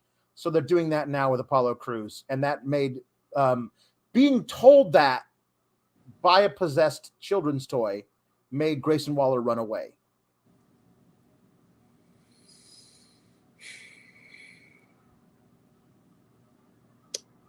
That happened. Yep, there you go. So AEW has tweeted that Hangman has been diagnosed with a concussion and was discharged from the hospital, which is like, again, didn't just get his bell rung, but 1,000,000% better than may have a fracture in his neck and we're keeping him overnight kind of a thing. Thank God. I'm very, very happy that is the news. But considering that Adam Cole's been out with a concussion since June, and that Rhea Ripley was out with a concussion since June, who knows like how long this could be? Like people are saying Adam Cole, we have no idea when we don't have a timetable from Adam Cole. Like those are scary. So again, a better case scenario than neck being broken, but also a bad case scenario. Right. Yeah. Tony D comes out with Stax, with Channing Stax Lorenzo, who's no longer just Stax. They put that Channing Lorenzo back in there. And he's like, come on, help me into the ring. And honestly, I don't even see him using any weight on the crutch. So I don't know if this thing is a work or what. But he gets in the ring. He's okay. He gets in the ring. Tony D is like, hey, wouldn't you like to know who your opponent is? Wouldn't all of you like to know who Stax's opponent is? Well, you'll find out right after this commercial break. And I was like, I didn't know we could do that, but okay. And he comes back, and the opponent is Shinsuke Nakamura, which Sean said, hey, he might be appearing in NXT soon in a report earlier this evening. But if you told me it was going to be here, I would tell you, huh? Because I don't understand. Does Tony D have connections in the Yakuza? Like I don't understand why. Like if you told me he made a deal with MVP to bring in Omos to beat up his guy, that makes perfect sense. If you told me that he got put a little scratch in the pocket of in the hands of Braun Strowman, I would be like, okay. But I don't know why Shinsuke Nakamura, babyface on SmackDown, has anything to do with Tony D. I don't even know how that conversation goes. Like, hey, there's a brand new surfboard in it for you if you'll come down to Orlando and beat the piss out of my friend. Like, I don't know how that works. I think it's a reforming of the League of Nations, and it's really beautiful. It was so successful the first time around. Maybe Tony just spoke to Rocky Romero. That could very well be. So Nakamura comes out, gets a huge ovation from the crowd, who was very surprised to see him, because why wouldn't you be? Because it makes no sense. And then Stax does all right in the match. Like he gets Kinshasa out of the ring. Nakamura rolls him back in. And then Stax gets up and goes like, come on, bring it on. And he gets another Kinshasa for his troubles and loses. I don't want to have nothing to say, but like, because of the what? And the fact there's not a story here or going to be a continuing feud of any sort. There's not a ton to say other than what happened in the match, which is what happened in the match, which you recapped. So not a ton of insight here. What was going on AEW at the same time? Do you remember? This was the last thing I think that happened before MJF came out. It was very, very, somewhere along the lines of that. I think. I don't know. I'm not really sure. Gotcha. If it was on the same time as MJF it was it was on the same time as Tony Storm and Hikaru Shida. Okay. If it was on the same time as MJF and Regal, I would have just kind of laughed because that was the segment that was handled with the most care on one program against the segment that was probably handled with the least care on the other program.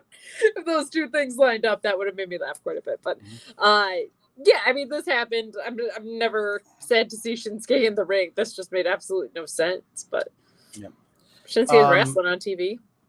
Backstage after this, it was good to see Shinsuke back. He hasn't wrestled in a long time, so good to see him back. If he's like, is he going to NXT like long term? They're not using him on SmackDown for anything, so him just showing up and teaching some kids the ropes, I don't know. But after the match, Tony D's like, "Hey, you showed hard, kid. You impressed me a lot. Good for you. Now let's do something else because we got no storylines going on right now." So, hey, Bob's your uncle. Nathan Frazier's backstage talking to Axiom, reminiscing about their series of matches. It's like those were the times. I thought I almost had you with that one. That was a good move you put on me. And then Vern Wagner comes over, and it's like, what are you guys talking about? You should be talking about how we got a match on Saturday. Come Saturday, we got a match, and you should be talking about that. That's what we're here to talk about, the match we're gonna have. I'm gonna beat you, and I'm gonna become the number one, the North American champion. Tell him, Robert. And then that's it. So because I was anchoring the AEW side of this, had NXT kind of on muted with the volume down for a lot of this. Probably and good. I was like, it is okay for this part that's the case. Yep. We got Alba Fyre coming out, and I was like, oh, who is she wrestling? It's somebody important. Who is that? And then Sonya Deville came out, and I was like, oh, right. I forgot all about her when she got her ass kicked by the smallest woman on SmackDown. Right. That was weird that they chose to do that because this didn't feel important when it should have. And yet, match wasn't important because I think it went 3 minutes. It was very short. Alba won with a roll up because the Toxic Attraction decided to get up on the apron, get in the ring, and like take finishers from people for some reason. Like Gigi Dolan took a running knee from Deville when Alba Fyre got out of the way, and then Alba Fyre rolled her up, and then they beat the hell out of her, and then they beat the hell out of her, and they were holding her back with her own bat. Bat wasn't on fire. And then Mandy Rose came out. Mandy Rose came out wearing her best see-through catsuit because that's what she does on Tuesday nights. And she's got blonde hair again. I mean, it's blondish. Not platinum blonde, but it ain't dark anymore. Yeah. So I don't know. Is she still a heel? I'm not really sure. It's tough because that was her whole personality. Yeah. It's been getting progressively lighter, though, as good hair care would dictate. If you want to go blonder, you have to do it gradually. Otherwise, you fry your hair. So good for her hair health. I love Sonya. I don't understand what's going on with her right now, Alex. No, I don't either. I was hoping this would at least be a competitive match. I figured Alba Fyre would win because there's not really of the 3 matches tonight, I thought this one would be the longest. Yes, yeah. Of the 3 women's matches tonight, but it was the shortest by a good margin. It was very odd, but as Mandy Rose is talking shit from the bottom of the apron, Kaylee Ray, one by one, just beats up 3 people who were holding her down. I'm like, oh, well, that's Kaylee Ray. It's not Alba Fyre, it's Kaylee Ray. And then gets in the match. Gets in the ring. Mandy Rose does, and there's a standoff. I'm not really sure what happened, but they have a match on they have a match on Saturday. There you go. there were two, and I'll talk about them now. Very genial, unsupervised contract signings backstage.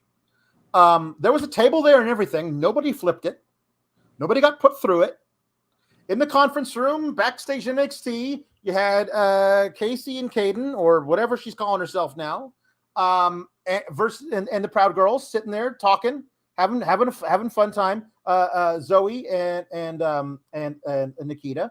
They were trading barbs, but there was nothing like we're gonna win. You guys keep saying we're not really a tag team. Well, we're gonna prove that we're a tag team when we beat you on Saturday. Well, now listen, we've sat on that side of the table, the contenders side of the table, many a time. And you're going to feel like everyone's a tag team while they're winning. But what happens when you lose? And you will lose to us on Saturday. Anyway, I think we've all signed the contract. Let's all leave in an orderly fashion. I was like, what is happening? What is a contract signing where there's not a table to be flipped? I think it is great too. And I think this should be a thing that we do from now on. All contract signings happen backstage with one cameraman, no authority figure, because I think really what you're doing is you're trying to impress the boss. That's why you act out and flip tables, because you're trying to impress daddy. And no. Just sit there, sign your contract, and then everybody leaves, and that's fine. Did the same thing later with Pretty Deadly and Sweater Vest Guy and Oily Abs Man. And they all sat there, and they all were just genially trading barbs, and then they signed their things, and that was it. I was like, well, nobody got put to a table. More mundane, and for there to be a lawyer and them to look at each other like they're gonna say something, and then be like, clause 1A, there's a grammatical error here, and I would like to redline this. Yes. And then throw it down with intensity. They'd have to have their lawyers present, of course. And if Fallon Henley's ever in a match, it's going to be a horse lawyer who's looking over the thing. We will never let that die. By the way, there are people here who don't know that Fallon Henley has a horse lawyer, but she does. There are also people here who don't watch NXT who don't know what a horse lawyer, who know who Fallon Henley is. And not that you should. If a horse lawyer is not going to get you to tune in, I don't know what to tell you. At least to our post show. You don't have to watch NXT, but you should be watching on Tuesday nights for horse lawyer fun, for porn accountant fun. Mm-hmm. Mm-hmm. There's a porn accountant. There is. There's also two old ladies that invade the show named Linda and Sheila. And the tag title matches are on Tag Title Tuesday, which is next week. They're not. Neither of them are on the pay-per-view. But both tag titles are on the line next Tuesday. Tag wrestling. So Wesley and Oro Mensah are backstage. This is during MJF segment. They're backstage hanging out, doing bro things. And then out of nowhere come Trick Williams and Carmelo Hayes who attack them. And they beat each other up all the way down to the ring. And they go to commercial and come back. And if anybody hadn't switched over to AEW, they would have been treated to a tag match. But they went to commercial a minute into MJF's promo. So if anybody's like, well, it's a commercial, let me switch over, they're not going back. So sorry guys. Carmelo Hayes and Trick Williams versus Wesley and Oro Mensah. This ended up being a fast-paced match. People were doing a lot of stuff. But you have Trick Williams in this match. He's not contending for the North American title. Wesley is. And so pinning Wesley, even though there was shenanigans by the heel team, always feels like there's a guy in the match who doesn't require protection for thing 5 days from now. Maybe pin that guy. But they pinned Wesley instead. And then Von Wagner came out to deliver a big boot to someone and scream at no one in particular. And then Nathan Frazier bobs your uncle all over everybody with a big flying crossbody off the top rope. So now all five guys who were in the big match, all got to do fun stuff. There you go. That's fundamentally sound wrestling. Of anything that I wasn't anchored in watching, because I was watching it so unbelievably captivated by MJF and William Regal. not even peripherally did I see what was going on here, but that sounds like logical build to the ladder match. I just hope Wesley is in some really meaningful stuff soon. He's an incredibly special talent, and I think main roster ready. I don't know if you're not going to give him a run with the North American, you might as well call him up. Like, I don't think that there's a ton left for him to quote unquote develop and developmental, and I don't think him putting over young guys without a title is a good use of him. I think it's time for him to go disrupt the mid card picture a little bit. Yeah. We got a promo from Joe Gacy looking into the camera. Very close. A lot of nose hair. Yep, most of that. And I never heard it. I had that on mute and never decided to go back and listen to it.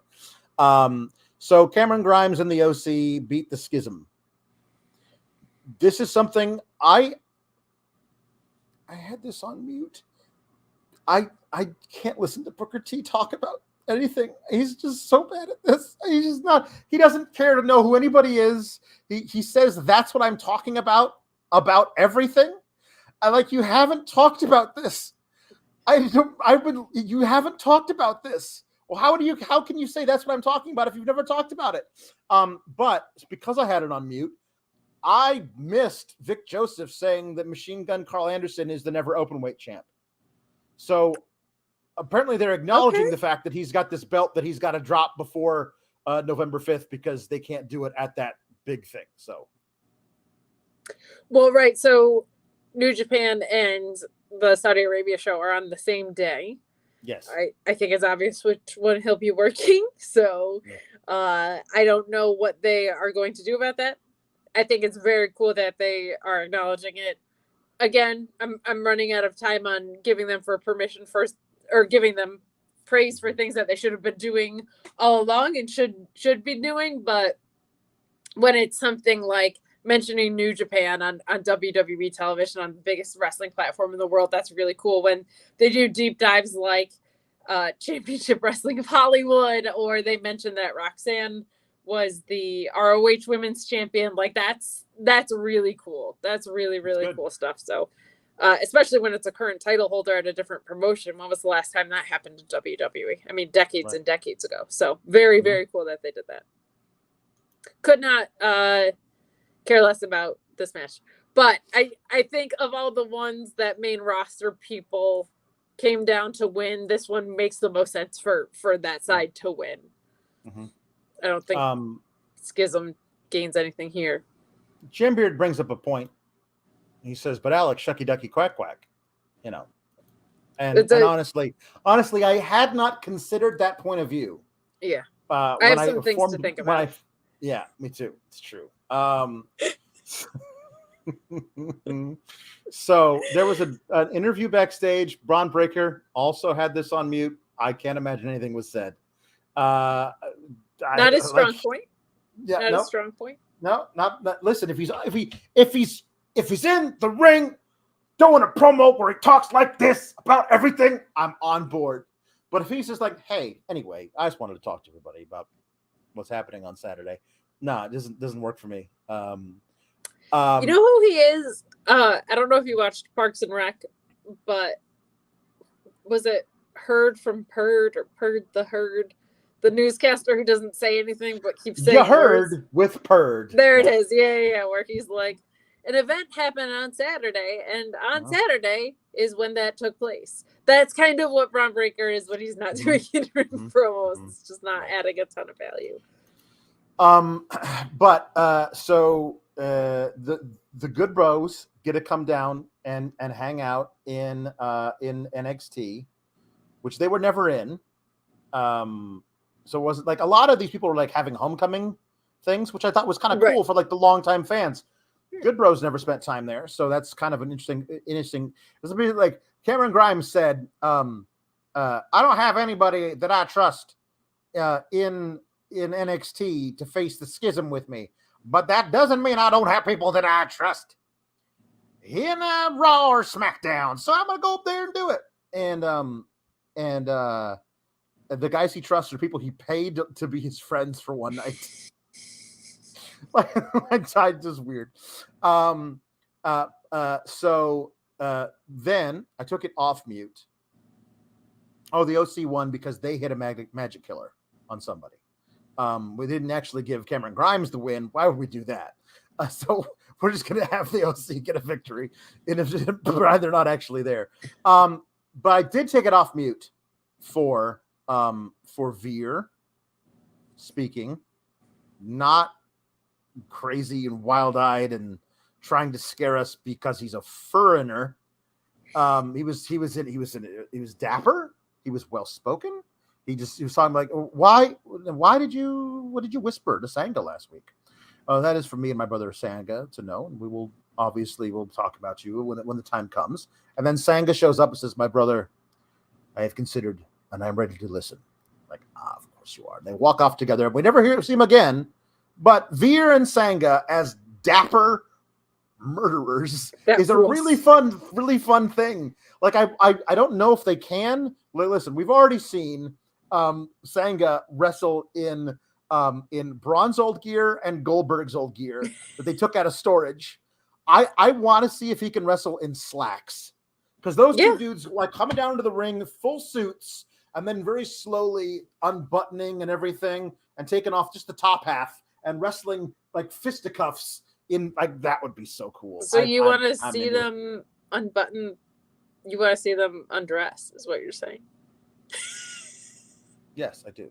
Okay, all right. I'm just verifying. No, this much better than Vince McMahon undressing in front of you is Veer undressing in front of you.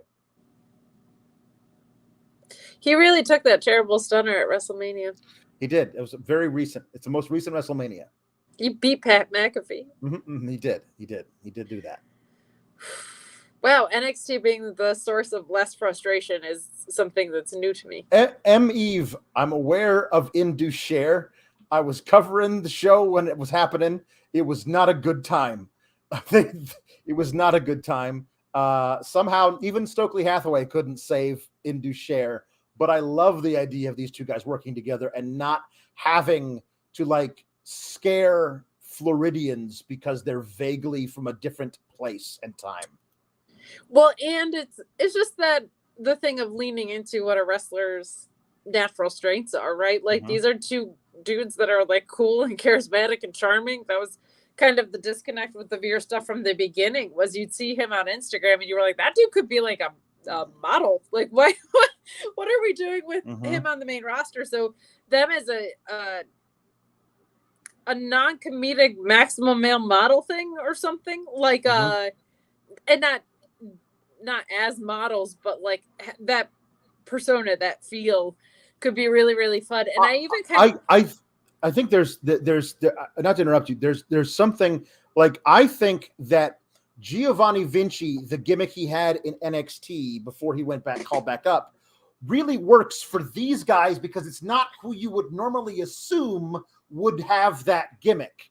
But I think it totally works for those guys. Jet setters, driving around Ferraris, taking private jets everywhere. I think it totally works for these guys because it's not like, okay, well, the hot dude from Italy, yes, obviously that's the guy. These dudes, it doesn't feel like it would be them, which is why I think you play against expectations to make it work. Yeah, and we've, like, I even like the trope. I don't know why you would have business that is so pressing that you have to come out during Cora Jade's match and whisper it in Sanga's ear, and it's still not resolved a week later. Doesn't seem like it was all that urgent that you had to take him out of the picture, but I don't know. I'm optimistic about where that's heading because I think that there's something workable with that. I think that could be really, really fun. Whether it's a paid gig or whatever, like it feels like that's the direction it's heading in. And I think them just being cool is a great idea.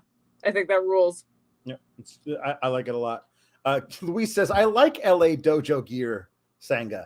He looks like he's wearing Goldberg's hand-me-downs. He really does. I'm sorry. The black trunks, the black knee pads, the black boots, the black MMA gloves. He looks like he's cosplaying as Goldberg, and it does. I don't think it quite works. Yeah. There was Damon Kemp and Julius Creed sit-down interview where they weren't allowed to be in the same location because they would beat each other up. And they argued about what an ambulance match was for a while. Julius Creed talking a lot of crap, being very angry, legitimately, and Damon Kemp being snarky.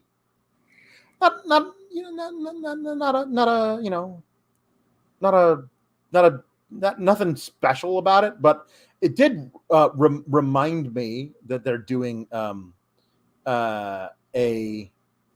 ambulance match, which is almost never a good match. Yeah. My second least favorite stipulation next to lumberjack matches. Can't stand them.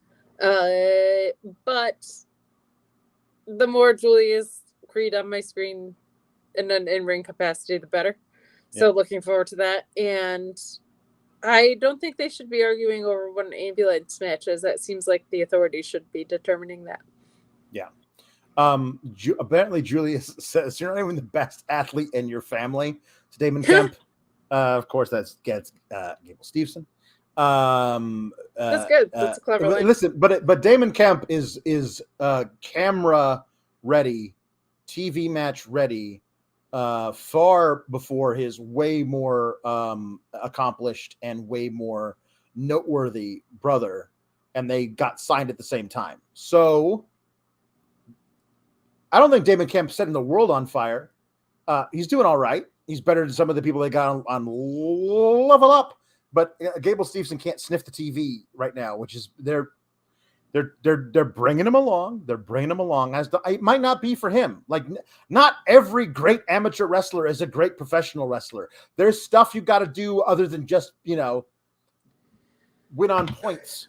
Well, they also brought him in as such a big deal, where I think Damon Kemp has been able to have a little bit more of a that's true typical rise. So they might want to make sure he's like ready. But you can read more about that on FightfulSelect.com. Shotzi's going to be hosting Halloween Havoc. How did we know? But they were like, when they were like, hey, coming back from the break, we're going to tell you who's going to be hosting Halloween Havoc. I'd be like, it would be funny if it would be funny if it was Shotzi, because like last year it was Grayson Waller and LA Knight fighting over a suit, fighting over who gets to wear a vampire costume, and it was really bad. But 2 years ago, it was Shotzi, who howled at the moon and helped EO beat Candice, and not much else. So sure, bring her back. Why not? I mean, she cut a long promo. I know, because I fast forwarded through it. Because I was like, what are you saying? Like, yes, it's good to have you back, Shotzi. You're a babyface now. You love Halloween. We all get it. Good for Shotzi. It was like a weird thing. Like, you just tell us she was there. I don't know why we had to have a whole thing about it, but makes even less sense that she didn't take Raquel's place and what's coming up. But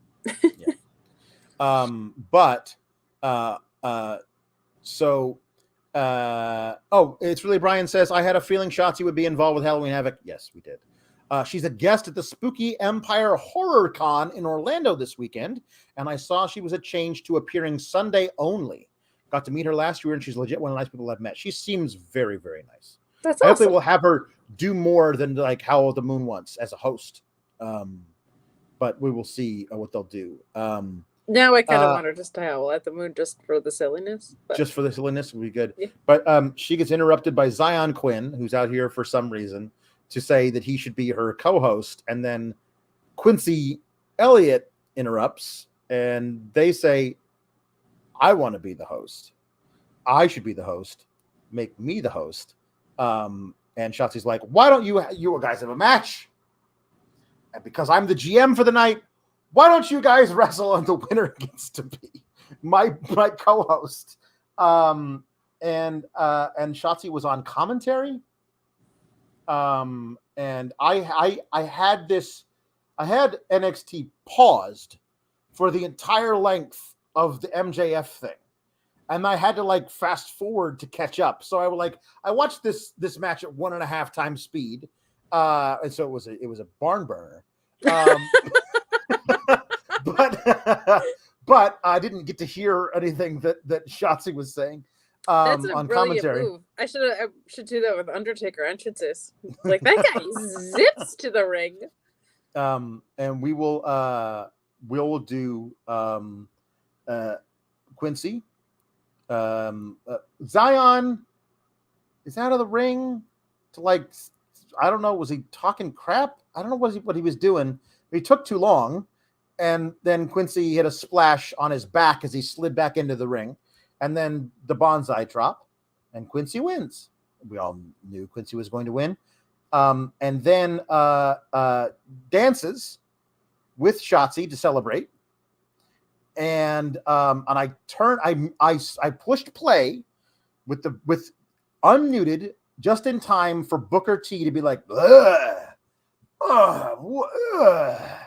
at Quincy dancing. And I was like, you can, like, be the heel announcer who doesn't like Quincy without being disgusted at his very presence, which I don't think that, maybe you don't realize what that communicates, but it didn't do the right thing. No, I mean, when you look at Zion Quinn and Quincy Elliott, you would hope they won because they have significantly more personality. Mm-hmm. I'm glad the match was a barn burner from when you were watching it. That's very well played. Yeah. From what I saw, it was pretty good. Yeah, I'm excited for what they bring to the table. I think that's a fun offset for, like, a spooky Shotzi to have someone that's has such a big personality and is so much fun.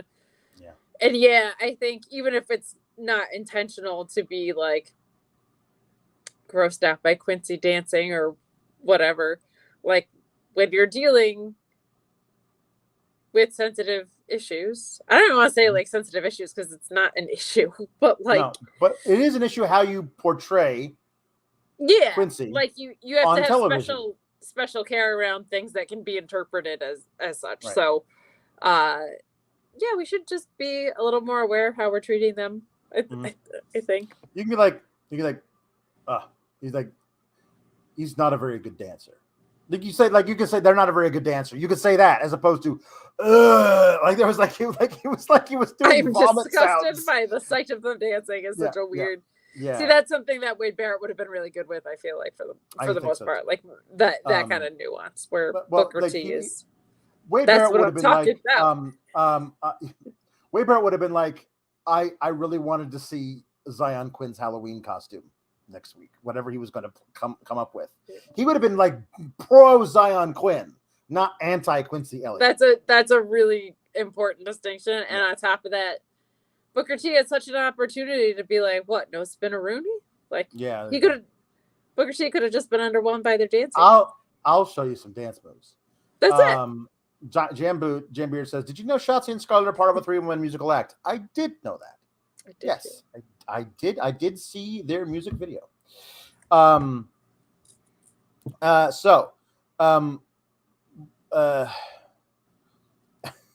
guess he did say he didn't like his dancing before the. I guess maybe. Yeah, Luis. Yeah, man. I truly wasn't really listening because I had the AEW volume up. So why wouldn't you? Why wouldn't you? Why wouldn't you? Because they had the next segment was Chase U and Chucky. Because Thea Hale. You know what? That's not the worst use of like a Chucky segment, to be honest. That's not terrible. I mean, listen. So Thea Hale's very upset that she lost a porn accountant last week to Kiana James, and but hey, and then Bodie says, "Don't worry, Thea. I'm sure Professor Chase will be able to get you a match." I didn't know that's what professors did. Whatever. And then she freaks out and goes crazy with her ADHD thing, I think is what they're trying to do with her, but it's not really working out. And then Chucky appears on the screen and says mean things about Andre Chase and the university. And then Bodie's like, "Hey, I'm gonna get you. I don't like you." Like he's threatening to like punch a screen that has a doll on it. And then I was like, "Hey, you probably don't want to say that to Chucky." And then Bodhi looks at Chucky, and Chucky cuts a promo on Bodhi, and Bodhi's like, I'm so scared of the doll in the TV. If the doll is in the room, you're allowed to be scared of it. If the doll is on a television live via satellite from hundreds of miles away, you're not allowed to be scared of the doll. I mean, isn't it a supernatural doll, though? If it can murder people, I would be scared it could show up. I guess this would be an improvement if they hired Chucky to be like an adjunct, like to come on and like teach like one course a semester. That'd be fine. So she's also, let's not underestimate porn accountant. No, she's porn merger and acquisition specialist. Mm-hmm. Yeah, that is true. That is true. Chucky should be threatening Braun because Chucky threatened his dad all those years ago. You gotta do that over again. Oh yeah, maybe at Halloween Havoc. So we got our second pick your poison match. Cora Jade versus Raquel. Cora Jade brought her little stick into the ring that she was going to hit her with, and Raquel took it from her. And I guess to like prove that she's not a weenie like Roxanne, she just beats her up with it. And the ref says to her, "You just got disqualified." And Raquel's like, "I don't care," which is great because like it doesn't actually affect her in any way. Why would she care? Which I was like, fine. I think that would be kind of funny if she just like showed up and started the match with a chair in her hand. And like, I'm getting disqualified anyway. Let's just do this. But Cora Jade gets to win her match with her main roster opponent. But Roxanne, who is the loser, who is probably one of the more accomplished young wrestlers they've ever had come in through the doors of NXT, but just keeps losing big matches all of the time. Well, she's a face, so that's it. I assume she will actually win on Sunday. I hope so, yeah. Listen, it's not for everybody, but this is the show. If you want to have a nice, concise review of NXT, they're out there. Believe me, I've seen them go for 20 minutes and they're done. This is not what the show is, unfortunately. No, and quite frankly, we only started the NXT part 40 minutes ago or so. That's true. This is way ahead of pace. This is way ahead of pace. We had to start with AEW tonight. Really, Brian says, I figured out why Cora Jade isn't so pale anymore. She's dating Bronze Breaker, and he got his spray tan all over her. It's because they told her to up her bronzer because she's a heel, and they wanted her to be more tan. I don't know why that translates to be a heel. I don't know if I want to hazard a guess why they think darker skin color equals heel. I don't want to go down that rabbit hole. That's bad. I shouldn't do that. So the kids drink beers backstage. All of them are drinking beers. They're going to have a drinking game for the main event, which is the KO show. And they're going to chug every time someone says Halloween Havoc, or take a shot every time someone says this Saturday, and because they want to die in the hospital. Undisclosed medical location. Yeah. But the Ikemen Jiro apparently calls Double Fest a creep. Nice to see Ikemen Jiro. Yeah, hey, he's back. He's around. He's still here. So everybody gets on the show in this one thing. So the KO show, Kevin Owens hasn't been on Raw. He cut a promo in his car this morning on Twitter that was delightful. He's the best. Where he was having a conversation with his phone as though he was talking to his grandpa on FaceTime. Like, yeah, no, I haven't been on Raw often. That's true. Yeah. No, but hey, you know what? If you miss me on TV, you can see me on NXT tonight because Shawn Michaels called me. He said I should probably come down here and mediate the big thing. And he said, hey, if anybody gets out of line, you gotta stop them. That's what he said. So and he starts talking about, Breaker, and he says Dragunov. I'm not going to try and pronounce his first name, and then JD McDonald. I don't care. And then tonight he called him JD McDon't Google. I think was something which was kind of funny. But this is JD McDon't Google me. The line drive says JD McDon't Google me. So he's starting a little thing with and he's doing it so hard. He's pushing those buttons extra hard. Makes me think they really don't have anything for KO on Raw. And so they're going to send him to NXT for like a month after Halloween Havoc is over and JD loses. They're going to send him to NXT for a month to do a feud with JD McDonut. I mean, if they're stalling for the inevitable tag storyline with Sami Zayn, I guess, but I don't know. Everybody showed up everywhere. I'm trying not to. He might not be on Raw because he's booked for the next 3 SmackDowns. Like, who knows? That is true, but he hasn't been on either show in a long time. So Dragunov says, "I hit you with the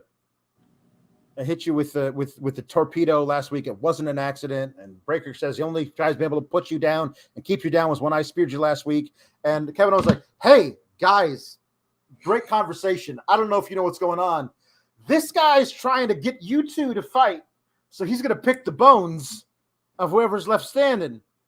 Don't let him do that because nobody wants this guy to be champion." The way he's laying on really thick against JD McDonut, I mean, honestly, I agree with him. But he's doing it on purpose in this segment to like start something, I think. But then Dragunov and Breaker stand up and get nose to nose, and KO's like, "Hey, Sean, listen, I tried." And then he just tosses all the chairs out of the ring to let him fight and gets out of the ring himself. And there's a fight, and JD McDonut gets involved as well, gets laid out. And then Dragunov is standing tall with the belt. And then Austin Theory shows up at the very end of the night. This is like 15 minutes after Hangman went down. Like, because they had an overrun. NXT always has an overrun.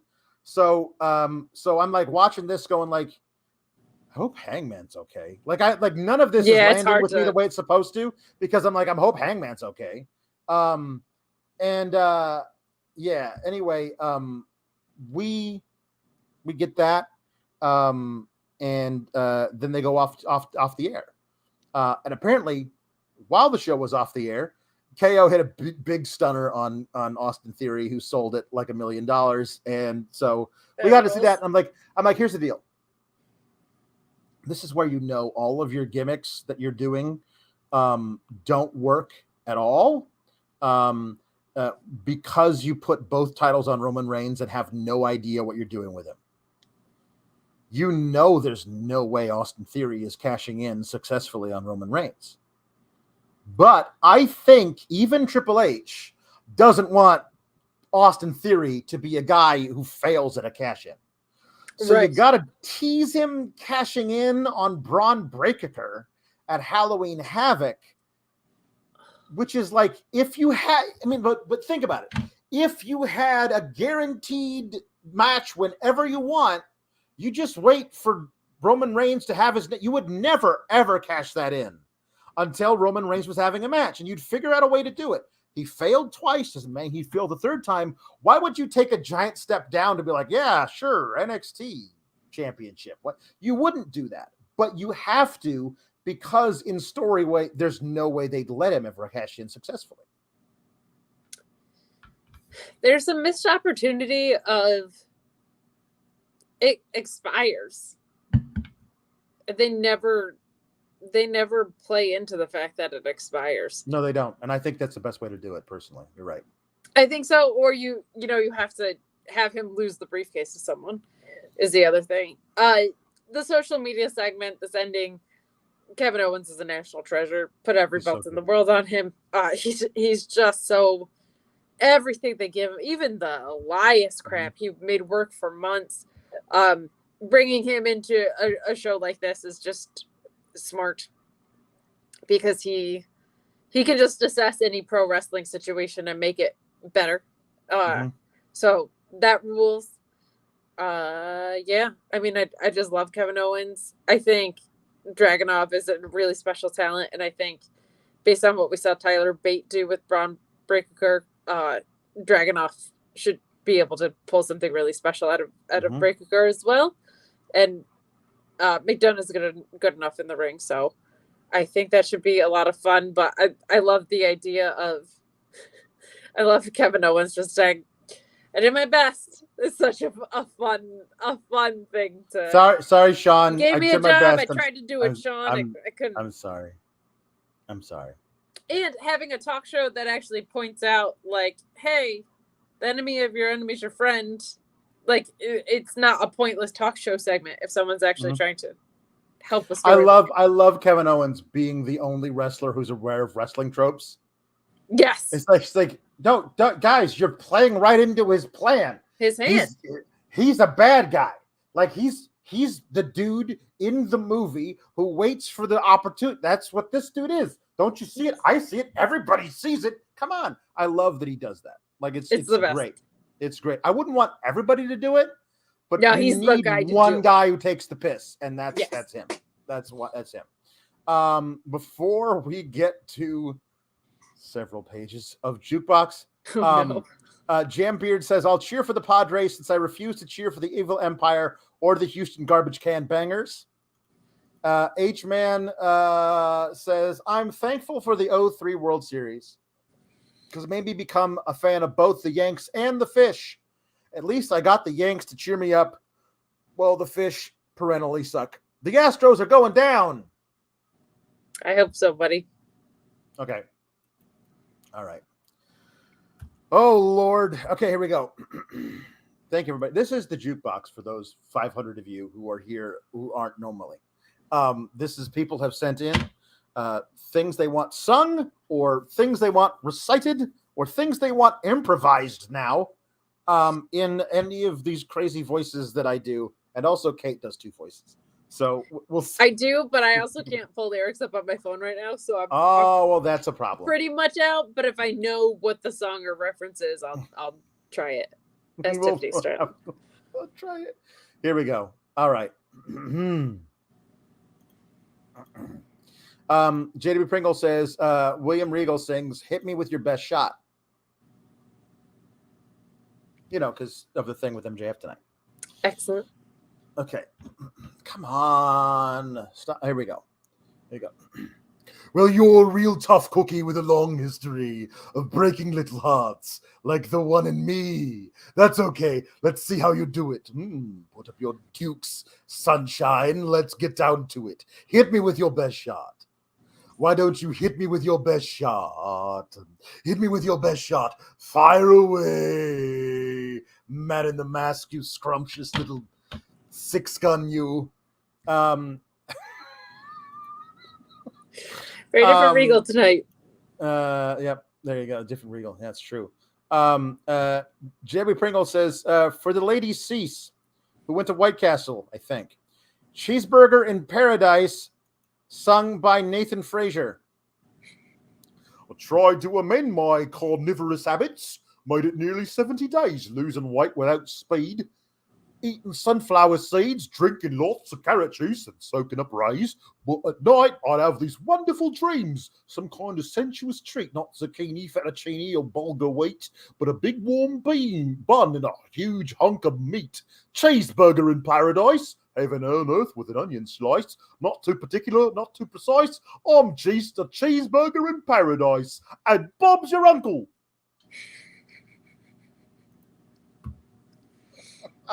Everyone's hemorrhaging and leaving, and I can't blame them. Yeah, I honestly can't. Okay. Jambeard sent in a whole list of things. Wants Big Willie status. Wants Miro to sing Hamburger, Cheeseburger, Big Mac, Whopper. I haven't done a Miro in a long time. He hasn't been on TV in so long.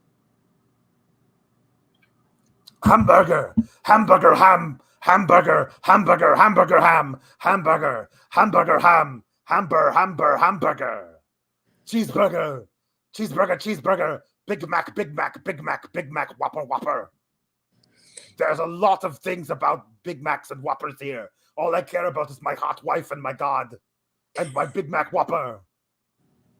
That's bad. Excellent. No, that's bad. That was a bad one. I was bad at that one. Rapping for Jesus by Brian Spinney as sung by William Regal. Well, I wrote this song for the Christian youth. I want to kids the Christian truth. If you want to reach those kids on the street, then you'd ought to do rap to a hip-hop beat. So I gave my sermon an urban beat. So an urban kick. My rhymes are fly. My beats are sick. My crew is big, and it keeps getting bigger. That's because Jesus Christ is my fella. I don't know what you're trying to do to me there, Jambeard. War games. Okay. Jambeard wants me to sing Numa Numa by Pawlowski. This is tough. Here we go.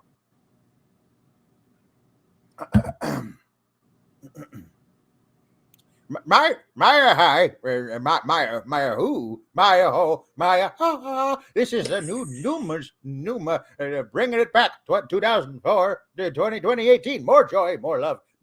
Hey, mama, say, Dame, tell what's up. The new Numa ready to drop. So do what your body won't say. Nah, we don't need much anymore. Oh, mama, hey, mix that waist with the rhythm. But just an acapella, shout to the world. You'll notice for everyone. Maya, he, Maya, who, Maya, ho, Maya, ha, ha. What?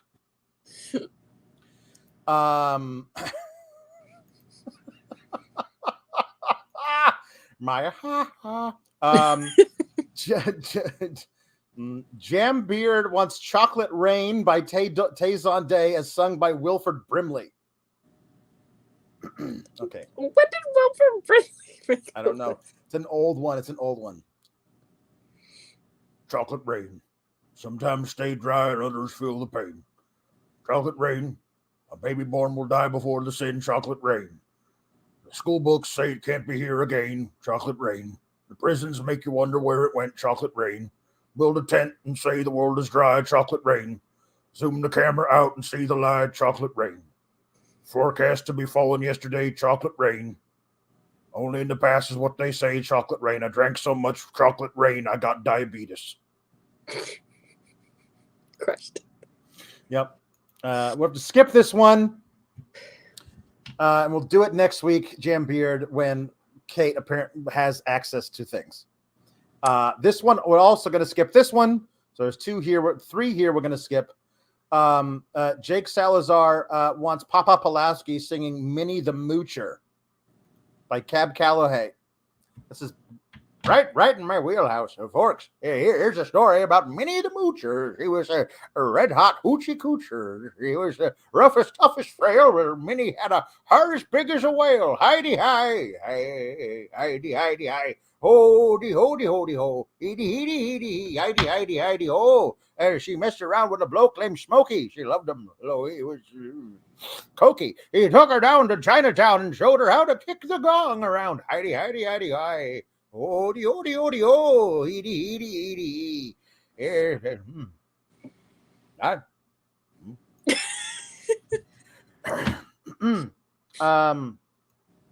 So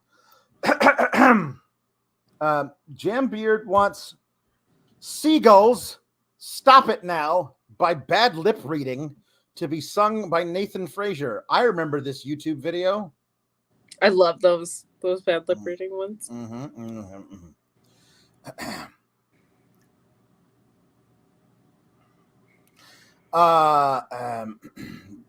Just Nathan Frazier, okay. Rocking and rolling down to the beach, I'm strolling, but the seagulls poke at my head, not fun. I said, seagulls grunt, stop it now. Ha ha, ha. Everyone told me not to stroll on that beach. Woohoo. Said seagulls gotta come, ha ha ha. Poke me in the coconut, ha ha ha. And they did, had me going like a ha ha ha. Nothing I could do but yell, Bob's your uncle. It's true. That's all you could do. That's all you could do. All you could do. Ricardo, the top guy, says Regal does Little Sister by Elvis, please.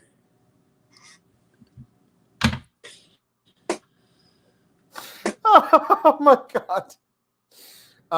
In this particular rendition, Little Sister is the Man in the Mask, and Big Sister is Tony Schiavone. Little sister, don't you? Little sister, don't you? Little sister, don't you kiss me once or twice and say it's very nice and then you run? Little sister, don't you do what your big sister done? When I dated your big sister, hello, Tony, and I took her to a show, I went for some candy, along came Jim Ross Dandy, and they snuck right out the door. Oh, little sister, don't you kiss me once or twice and say it's very nice and then you run, you little slut, you. I love you, Diamond the Mask. Okay.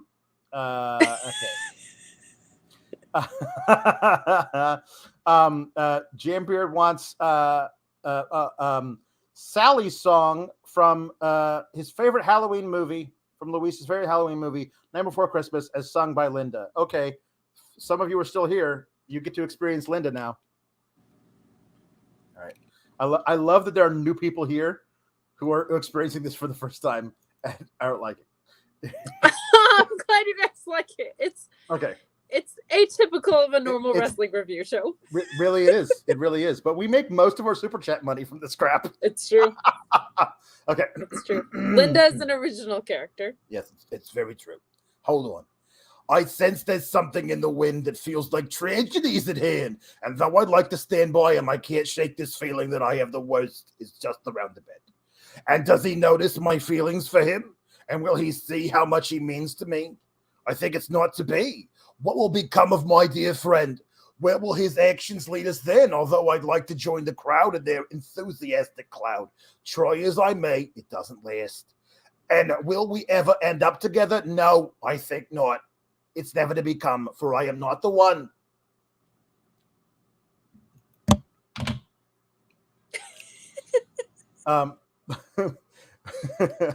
Luis has sent in money to say, again, Nightmare on Christmas is a Christmas movie, not a Halloween movie. You really don't have to send in money to reiterate stuff from the week before when you controlled the document, but we appreciate that. You don't have to do that. Regal sings Can't Fight the Moonlight by Leanne Rimes, as requested by Luis Villarreal. Under a lover's sky, gotta be with you, and no one's gonna be around. If you think that you won't fall, well, just wait till the sun goes down. Underneath the starlight, there's a magical feeling so right. It will steal your heart tonight. You can try to resist, Man in the Mask. Try to hide from my kiss. But you know that you can't fight the moonlight. Deep in the dark, you'll surrender your heart. But you know that you can't fight the moonlight. No, you can't fight it. It's gonna get to your heart. Valab, we are still going because we had to do 2 shows. This is going to be done in like 3 hours and 15 minutes as opposed to 4 hours. This is really good. This is really good for us. This is ahead of pace. Wait, Kate, do you know from the top of your head Britney Spears' Piece of Me? Because you've been requested to sing it, and I don't know if you don't have access to the lyrics. We can do it. We can do we can do it on Saturday. Oh man, I know like the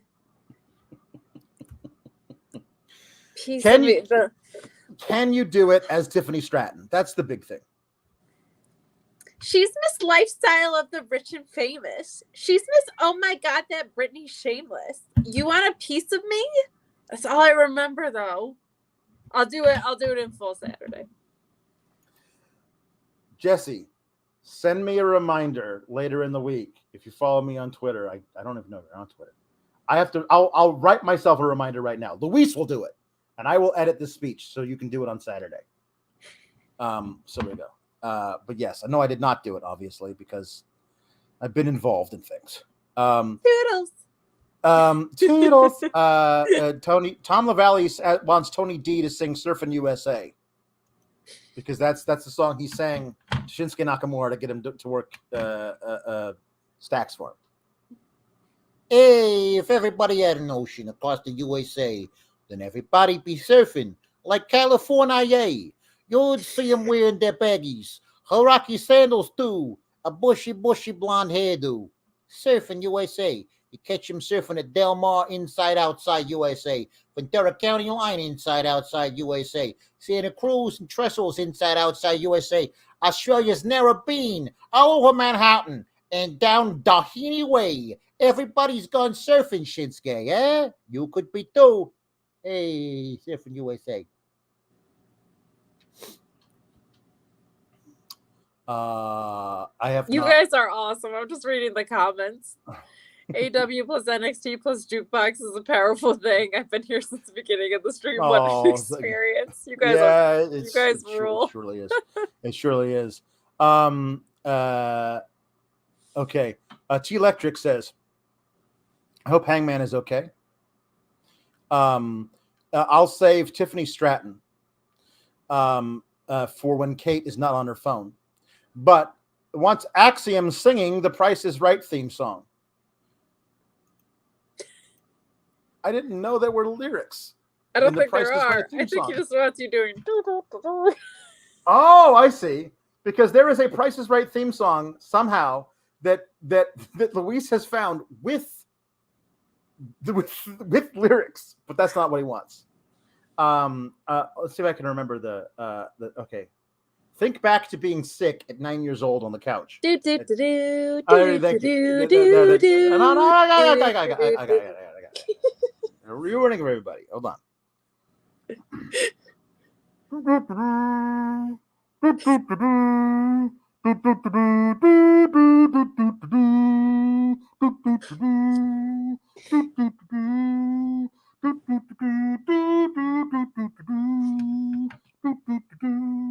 Hold on. Toot toot to do, toot toot to do, toot toot to do, toot toot toot toot to do.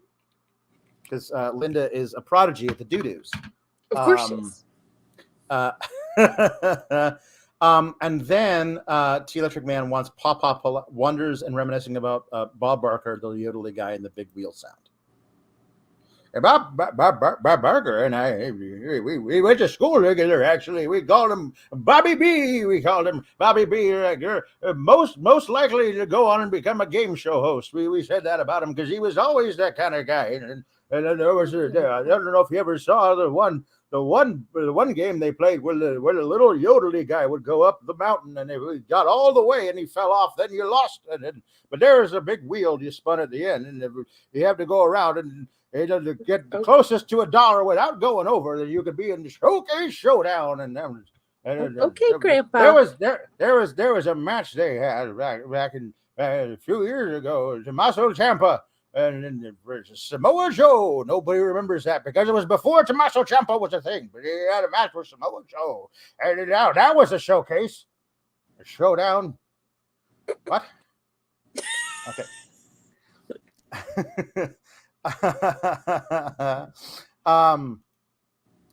Julie Cutler asks, Pawlowski, tell us about the time you caught a bobby fish with your bare hands. The time you don't want to catch the billy fishes with your bare hands because they got teeth, but the bobby fish, they're fine. You can noodle them all you want. So you stick your hand in the mud and you pull. They'll grab you around with their gum you, and because they're so old, the bobby fishes are so old they ain't got teeth. So they grab you by your arm and you pull them right out. And the bobby fishes, they're big. They're not too big. They're not musky size, but they're good trout size. And they're the flaky meat. They get a little seasoning on them. And they're not.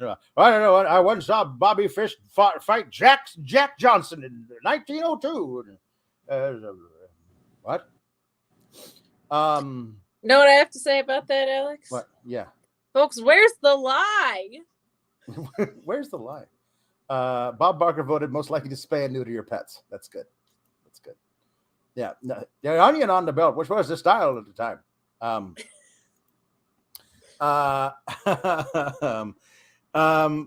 T Electric Mayhem says, I won't go full jam beard, but I have another one. Regal and Regal singing Hungry Eyes by Eric Carmen, which is a great Great song from Dirty Dancing soundtrack. Yeah. I've been meaning to tell you, I've got this feeling that won't subside. I look at you, man in the mask, and I fantasize. You're mine tonight. Now I've got you in my sights with these hungry eyes. One look at you and I can't disguise. I've got hungry eyes. I feel the magic between you and I want to hold you. So hear me out. I want to show you what love's all about, darling, tonight. Now I've got you in my sights. I'm a sniper rifle full of love. War games. Okay. Dark Lavender says, "Can I have Pawlowski or Linda or Sheila if it's nap time? Explain the origin of Sean saying eaten leather. I genuinely don't understand, and I need to turn to the elders for wisdom." I see, back in the 30s, in the Great Depression, we didn't have much to eat. There was no grain to be found anywhere, so you couldn't bake bread, and there's no eggs or milk or nothing. So what we had to do was we had to eat shoes. We called it Leatherfest. There was a little thing we called it the time. You come into Leatherfest, that's when we're going to eat shoes. We had to do it because the shoes are made of leather then. Now they're made out of plastics and all sorts of rubbery materials. I think they source over in China. But anyway, back in the 30s, we would eat the shoes and call it Leatherfest, and then that's what we would do. And the whole thing is that what I think the idea is that Denise Salcedo thinks that they still eat shoes, leather, in Kentucky, where Sonra Shap is from. And the funny thing is she's not wrong. Finally, Daryl Fenderson says, "I need Linda doing Cool Rider from Grease 2.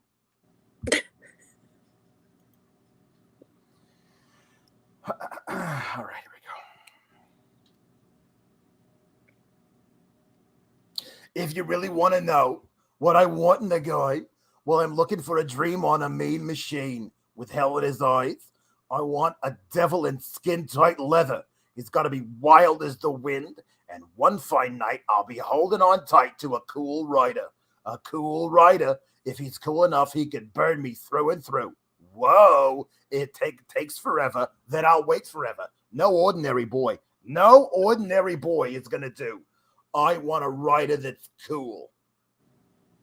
That's what I'm looking for. In husband number 9, I need a rider that's cool, because I don't need anything else. Basically, that's all I want. Really, is a rider that's cool. I've had everything else. That's what I need. So it's fair.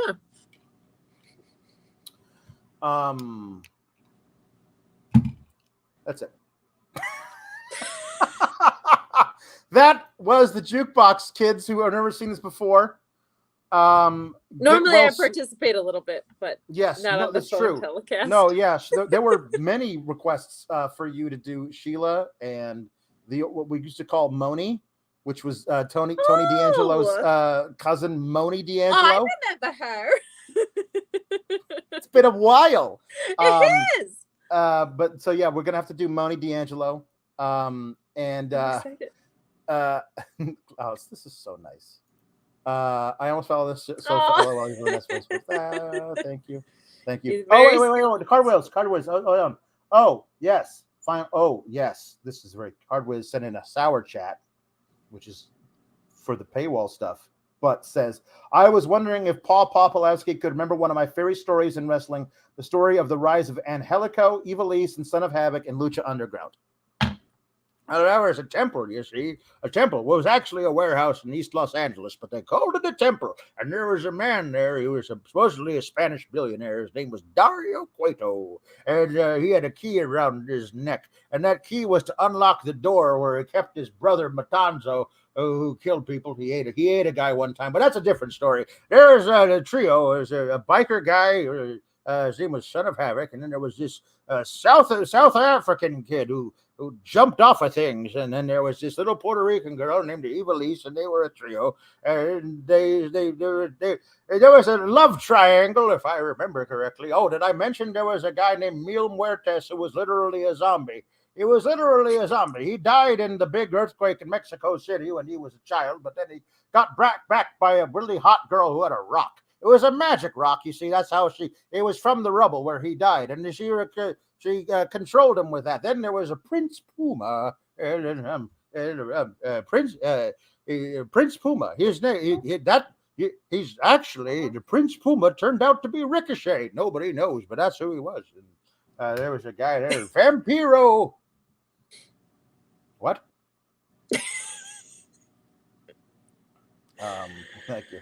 Thank you, everybody. I miss Lucha Underground so bad, and it kills me that it's no longer free on Tubi. You gotta like buy it. Like I don't want to buy it. I just want to stream it for free. But anyway, thanks everybody for showing out and the people who hung out and watched this thing. We do this crap because it is really weird that we do it, but we do it literally every Tuesday on the Post NXT show. There are, if you say I don't watch NXT, there are hundreds of people who watch the show every week who do not watch NXT, but they like our brand of shenanigans. Silliness, yes. So I'm very happy for anybody who stuck around, so we'll do that. We're also going to do on this very channel after Halloween Havoc this Saturday. We're going to do a review, so that should be fun. So look for that. If you would like to hang out after watching the show on the Peacock. There's that. Also, Kate, where else can they find you? You can find me at Miss Kate Fabe on Twitter, and you can also find me doing the AEW Rampage and SmackDown post show on Friday nights, as well as our usual Tuesday Stronghold right here. True. Say there's no Dynamite tomorrow. I have an extra night off. That's crazy. I have an extra night off. That's awesome. And then Thursday on my YouTube channel, I'll be starting to stream Gotham Knights. Going to start streaming that. It'll be fun over there. Not as many scary things, so maybe Kate will join us in the chat one time. So it'll be fun. We will. We'll see. I don't know when. Well, I guess we'll talk about it live on the air. Kate and I, at some point this week, are going to record an episode of Know Your News where we will be reviewing my favorite movie of all time, The Burbs. I love it so much, and we're going to talk about it this week for Know Your News. Get the flick out of here, in case you guys are interested in us reviewing movies. So thanks everybody, and we'll see. Yeah, hey, get the thing to 400 likes. I don't know, maybe I don't know, whatever. See if you drop a like on the way out. You can follow me on the Twitter at Alex Sourgraps. Thank you everybody. Good night and good luck. Keep cool, gabagools.